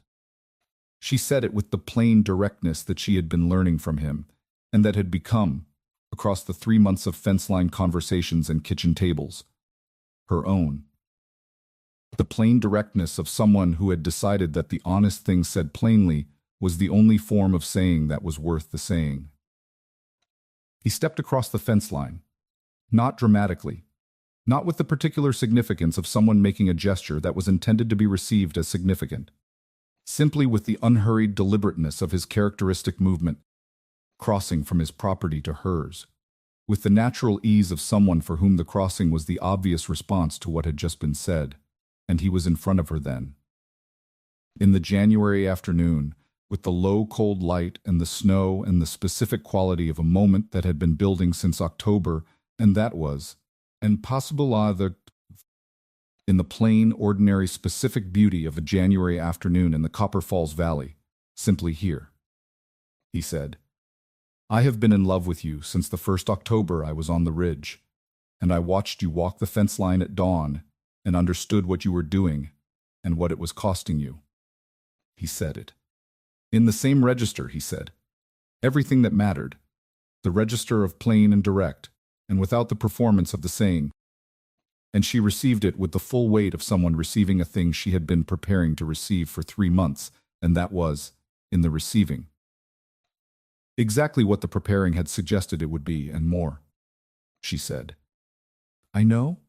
He said, "You know?" She said, "I've known since the day you told me the watching and the addressing were not entirely unrelated." He said, "That was October." She said, "Yes." He said, "That was the first conversation." She said, "It was enough." He said, "You've been sitting with it since October." She said, "I needed to be certain." He said, "Are you certain?" She said, "I'm certain of the things I can be certain of." She said, "I'm certain that you are who you have shown yourself to be across 14 months of evidence, and that the person you have shown yourself to be is the person I am willing to let inside the fence line." He said, "That's enough to work from." She said, "I know it is." He said, "Lena." She said, "Yes." He said, "I'm going to be honest with you about something." She said, "Tell me." He said, "I have been managing the watching from the ridge and the distance because I understood that the distance was right for where you were. And I have been patient with the distance because the patience was what the situation required and because I have the patience." He said, "But I want you to know that the patience has not been without cost, and that the cost is something I'm willing to continue paying for as long as the paying is what the situation requires. But that I'm telling you about it because you deserve to know that what I've been doing has not been without something in it for me, and that the something is you."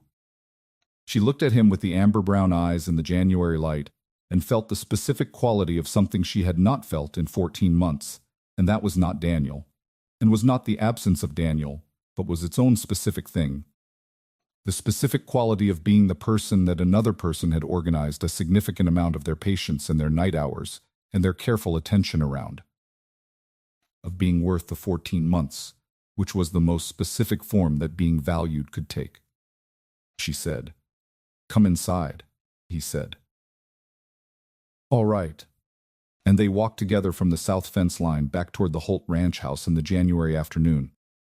In the specific easy parallel quality of two people who have established between them the specific trust of people who know each other's pace and match it without having to negotiate the matching. And the valley was cold and clear and entirely itself around them, and the boot prints they left in the snow going toward the house were the two kinds, the large and the smaller, side by side. And they did not talk on the walk back, because the walk itself was the conversation and it was sufficient. At the house she put the kettle on, and he sat at the table. Not at the edge where a guest sat, but at the natural position of someone who had been in this space enough to understand its geography, and who sat in it with the ease of someone whose presence there was no longer provisional. She stood at the stove and said, "You're going to stop going out at night," he said. "I'll stop when the lion's range shifts far enough that the south pasture isn't at risk," she said, "Shaw." He said, "I'll stop when it's responsible to stop," she said. "You are the most specific person I have ever met." He said, "You keep saying that," she said. "It keeps being true." He said, "Is it a problem?" She said, "No." She said, "It's the best thing about you." He said, "I have other good qualities." She said, "I know." She said, "I've been making a list." He looked at her with the dark gray eyes, and she looked at him over her shoulder from the stove, with the amber-brown eyes and the specific expression that was in the vicinity of the smile that had been returning to her face across the 3 months in the incremental way of things that returned when the conditions for them were finally right. And he received it with the dark gray eyes and the specific expression that was his version of the same thing, which was barely visible and entirely genuine, and which was the expression she had decided, somewhere in the December accounting, that she was willing to spend a considerable amount of time looking at. The kettle boiled. She made the tea. She had stopped making coffee on the Tuesday visits when she had realized that he drank tea in the evenings, rather than coffee, which she had noticed, and had remembered, and had acted on, without making it an occasion, which was the specific quiet form of attention that she was learning was available to her in return for the same form of attention he had been paying her from the ridge. And he received the tea with the same plain quality with which he received everything she gave him, which was completely without qualification, as something that was exactly what it was. He said, "Tell me about Daniel." He said it with the direct, careful quality that was his mode when he asked things that mattered. Not with the social management of someone managing a sensitive topic, but with the genuine interest of someone who understood that the person in front of him had been shaped by something significant and who wanted to understand the shaping fully rather than partially. She sat across from him and she told him about Daniel, told him the true shape of it. The full, complicated, honest truth of a man who had been the right person for the life they were building and who had been taken from it in a way that the life could not absorb without significant permanent alteration. She told him about the good years and the equal partnership and the specific quality of a marriage that had been built on competence and genuine mutual respect. And she told him about the August morning and the afterward. And she told him about the first winter and the specific weight of the alone and what it had required to get through it. He listened with the complete quality, and he did not perform the listening, and he did not fill the pauses with the social management responses that would have required her to manage his responses. He simply received what she offered and was present with the receiving in the way that she had come to understand was his most fundamental quality, which was the quality of someone for whom the person in front of them was the thing that mattered, and who organized their presence accordingly. When she finished, he said, "He built something worth keeping." She said, "Yes." He said, "You kept it." She said, "Yes." He said, "That's who you are." She said, "It's part of who I am." He said, "The part that walked the fence line at dawn for 14 months when most people would have sold and left." She said, "I couldn't leave it." He said, "I know." He said, "That's why I went out at night." He said it with the plain quality, and she held the plain quality in the specific interior place where she held things. He said that required holding, and she understood. Sitting at the kitchen table in the January afternoon with the tea in the low light and the dark gray eyes across from her amber brown ones,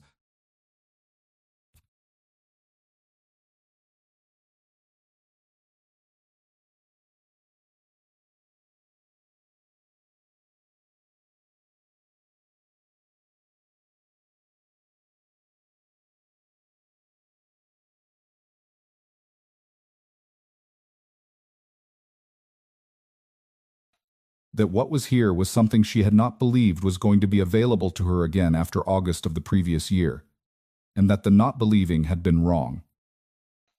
And that the evidence of the not believing being wrong was sitting across her kitchen table, drinking tea, having spent 14 months in the dark, and the cold keeping watch over something that was hers because she was worth the watching. She said, "I want to ask you something." He said, "Ask." She said, "The specific quality of regard you mentioned in October, the one you said was not going to be misrepresented as purely practical." He said, "Yes." She said, "Tell me what it is." He said, "You've been working out what it is for 3 months." She said, "I know what I've worked out." She said, "I want to hear what you say." He looked at her with the dark gray eyes for a long moment, and she looked back with the amber brown ones and did not look away, and he said, "It's love," he said. "It has been for a long time, longer than I know how to give you a specific date for, because it arrived gradually and became certain gradually, and I don't have the precise moment for you," he said. "But it's certain now, and it has been for most of the 14 months, and it's what I've been going out at night for. Not only the livestock, not only the practical requirement of the situation, but the specific person whose livestock they were and whose lamp I could see from the ridge at 2 in the morning, and whose fence line I could walk in the dark and feel that I was close to something that mattered to me in the most specific way that things could matter." She was very still. She received it with the full weight of the full quality of her reception, which was everything she had, and she held it in the interior place for the time it required to be held, and then she said, "I know," he said. "What do you know?" she said. "I know it's love," she said. "What I've been accounting for these 3 months is whether I'm ready to receive it," he said. "What did the accounting produce?" she said. "The accounting produced, yes." He said, "Good." He said it with his word. The plain, complete word. And she looked at him and said, "That's your word," he said. "It contains everything," she said. "I know," she said. "That's why it's the right answer." The January afternoon moved through the kitchen, with the specific patient quality of a season that had time and knew it. And they sat at the table together in the specific warmth of two people who have arrived at a place they have each been working toward for different lengths of time and who are both in the January kitchen with the low light and the tea, simply here. She was not managing alone. She had not been managing alone, she understood now, for 14 months. The difference was that now she knew it. And the knowing of it was the beginning of the specific life that was available on the other side of the managing alone, the life that had been waiting. With the same patient quality that he had been waiting with on the ridge, for her to arrive at the end of the accounting and find what the accounting had been pointing toward all along. Which was this. Which was enough. Which was everything. February arrived in the Copper Falls Valley, with the first suggestion that the winter was not permanent.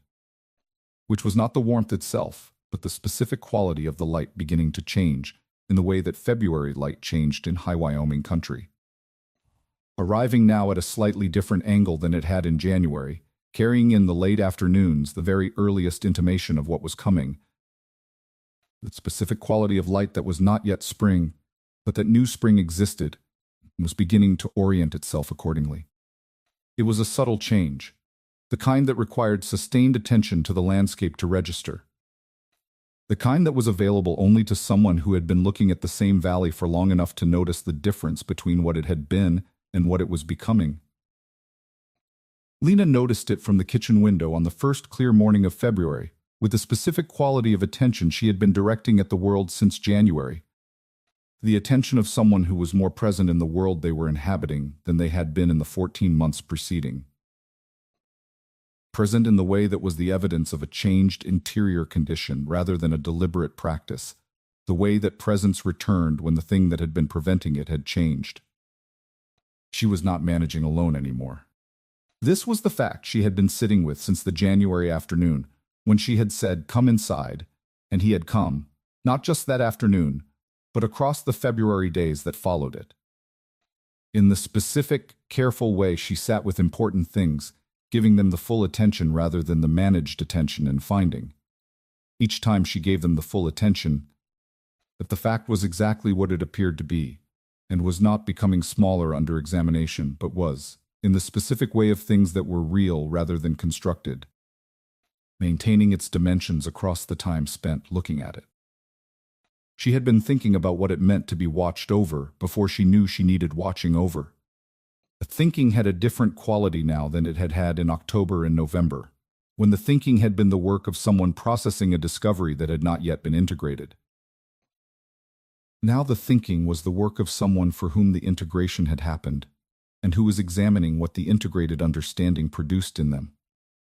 What it produced was not the complicated mixture of gratitude and exposure, and the specific residue of the managing alone belief that had made October and November and December so interior heavy.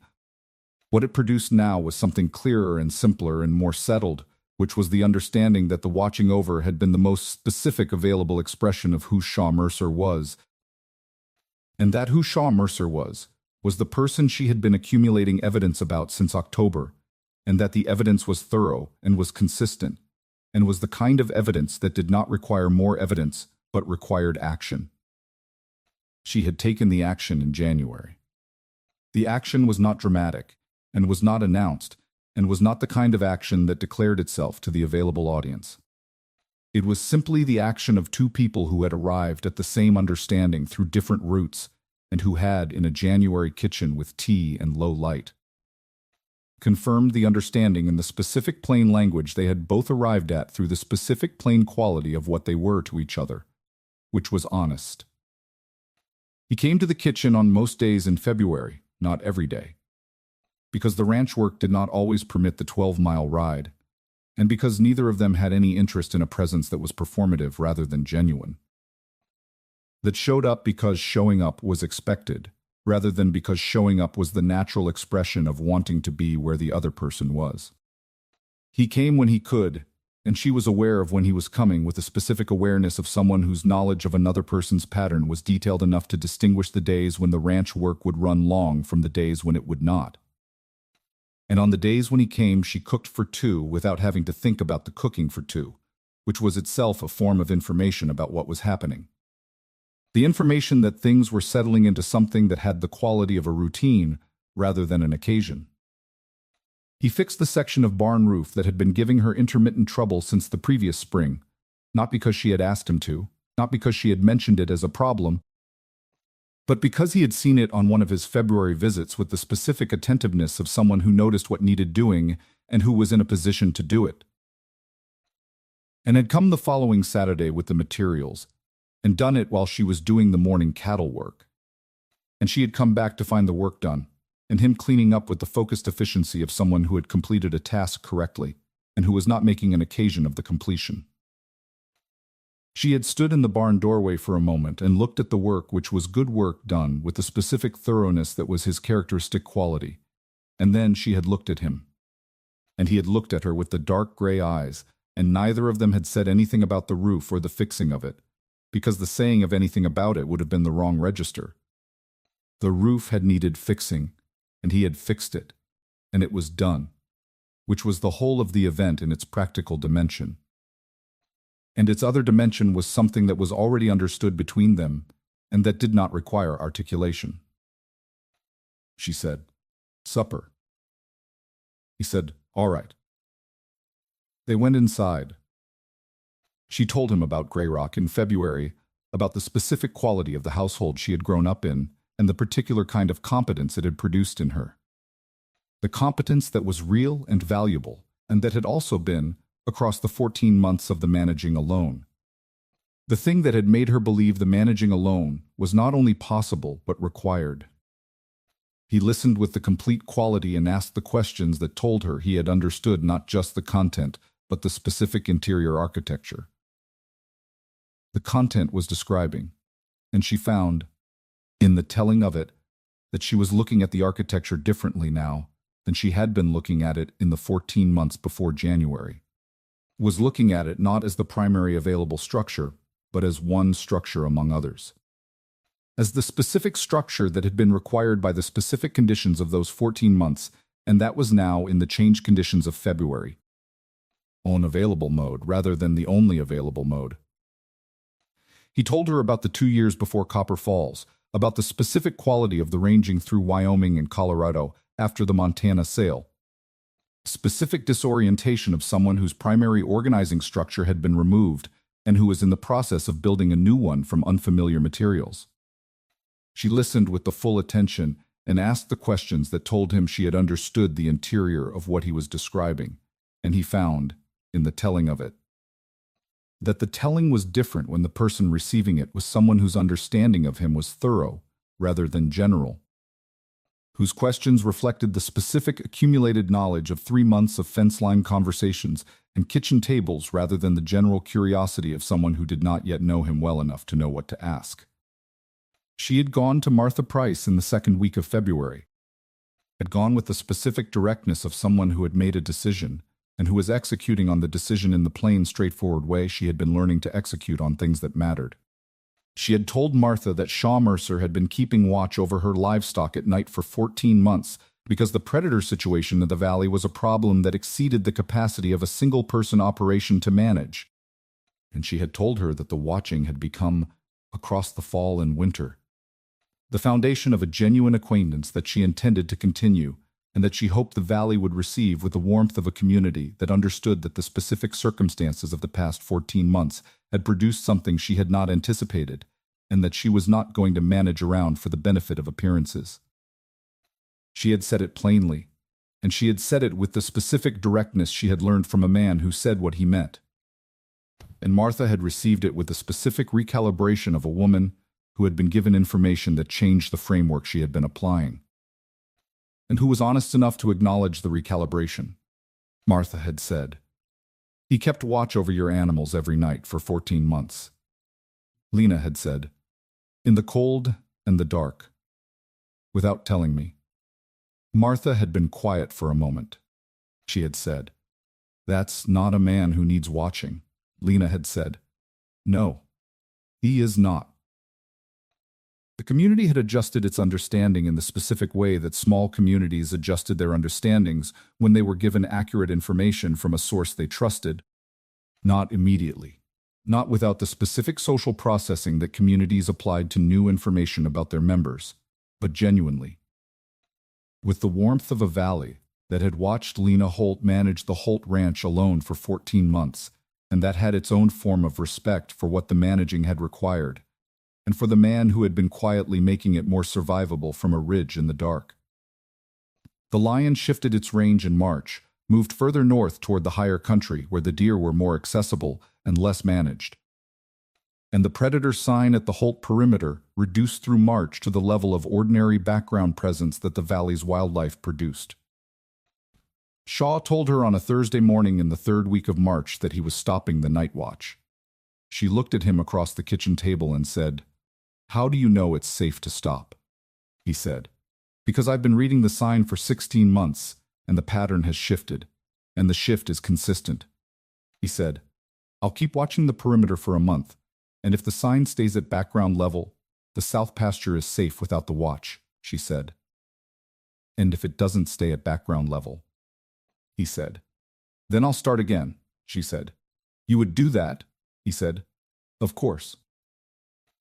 He said it with the plain quality of someone for whom the fall, of course, was genuinely plain. And she received it with the specific quality of someone for whom the of course had stopped being surprising and had become simply the evidence of who he was that continued to accumulate. She asked him on a March evening when the light was staying later and the valley was beginning to show the first genuine evidence of the spring that was coming. Ask him the question she had been approaching gradually since January, in the specific incremental way she approached things that required the full preparation rather than the immediate action. She said, "I want to ask you something." He said, "Ask." She said, "The managing together that we've been doing since January, the kitchen table and the barn roof, and the Tuesday and Thursday visits, and the way the work has been dividing itself naturally between two people who understand the same work." He said, "Yes." She said, "I want that to be the shape of the life." She said, "Not arranged and not negotiated, and not managing it from the outside. The actual shape of the daily life, which means you on this property as a fact rather than a visitor." He looked at her with the dark gray eyes in the March evening light, and she looked at him with the amber brown ones, and neither of them looked away. He said, "Are you asking me to marry you?" She said, "I'm asking you whether that's what you want, because I know what I want. And what I want is the managing together as the actual shape of things. And whether that takes the form it takes is something we can determine together. But the foundation of the determination is whether that's what you want." He said, "It's what I've wanted since before I had any right to want it." He said, "It's what the 14 months were for, not as a strategy and not as a courtship, but as the only available way to be useful to someone I had no standing to approach and to build over time." "The standing to approach," she said. "You've built the standing?" He said, "I know." She said, "Then marry me." He said, "Yes." She said, "Good." He said, "That's my word." She said, "I know." She said, "I'm using it because it's the right word." He said, "It contains everything." She said, "Yes." She said, "That's why I used it." There is a lesson in Lena Holt's story that belongs to everyone who has been managing alone long enough to believe that managing alone is the whole of what is available to them. Everyone who has organized their entire existence around the not requiring anything they cannot provide for themselves. Not as a chosen philosophy, but as the specific practical adaptation to specific circumstances that left no other viable option. Everyone who has been strong alone in the specific way that was real strength, genuine strength. The strength that kept the fences standing, and the cattle fed, and the accounts balanced, and the life operational through the specific severity of circumstances that were genuinely severe, and who has been so thoroughly organized around that strength that the discovering that it had been partially supported, in the dark and the cold, by someone who asked nothing for the supporting, required 3 months of accounting to process. The lesson is not that the strength was false. Lena Holt's strength was real.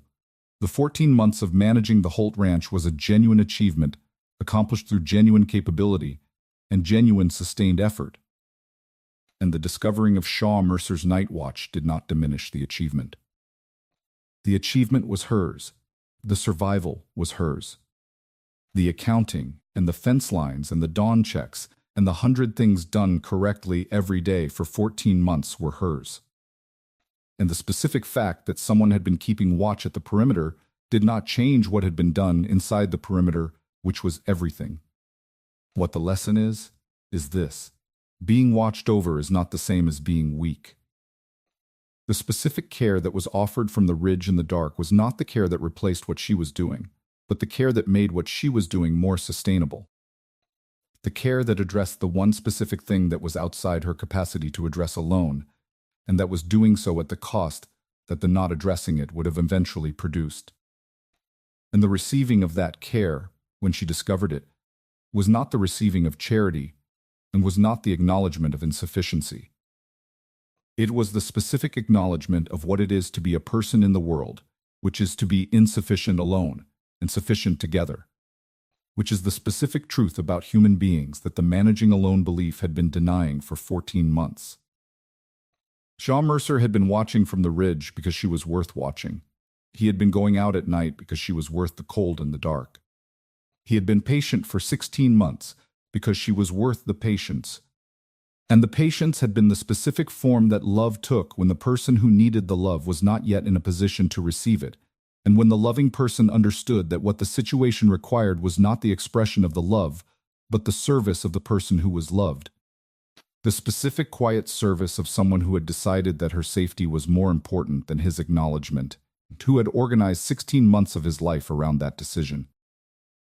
You have been managing alone. You have been doing it correctly.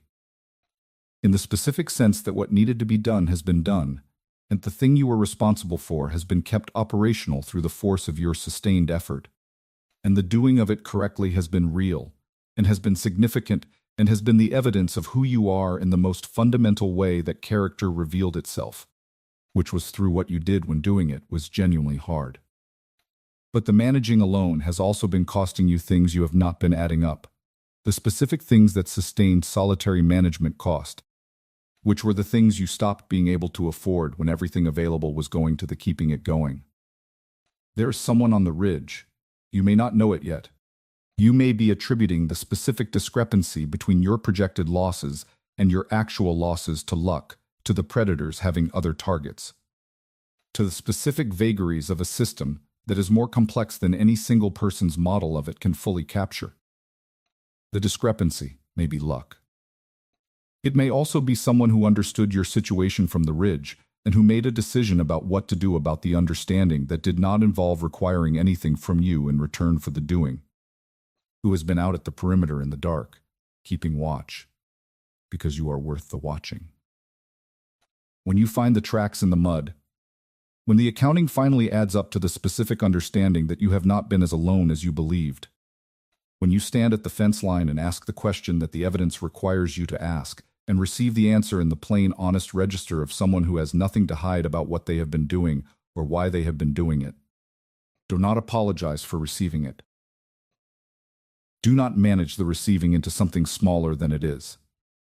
Do not reduce the 14 months to a practical arrangement, or the care to a transaction, or the love to something that requires qualifying because the qualifying makes it safer. Simply receive it, with the full weight of the full attention, as the specific evidence of what it looks like when someone has decided you are worth the watching, and has gone out every night in the cold and the dark, and the February that was the worst the valley had seen in a decade, and has waited on the ridge with the patience of someone who understood that the timing was yours to determine, and who was willing to wait for as long as the determining required. You are worth the watching. You have always been worth the watching. The tracks in the mud are the proof. And the proof has been there all along, patiently, in the dark, at the perimeter, keeping watch over something that mattered to someone who had decided, before you knew there was a decision to be made, that you were worth the deciding.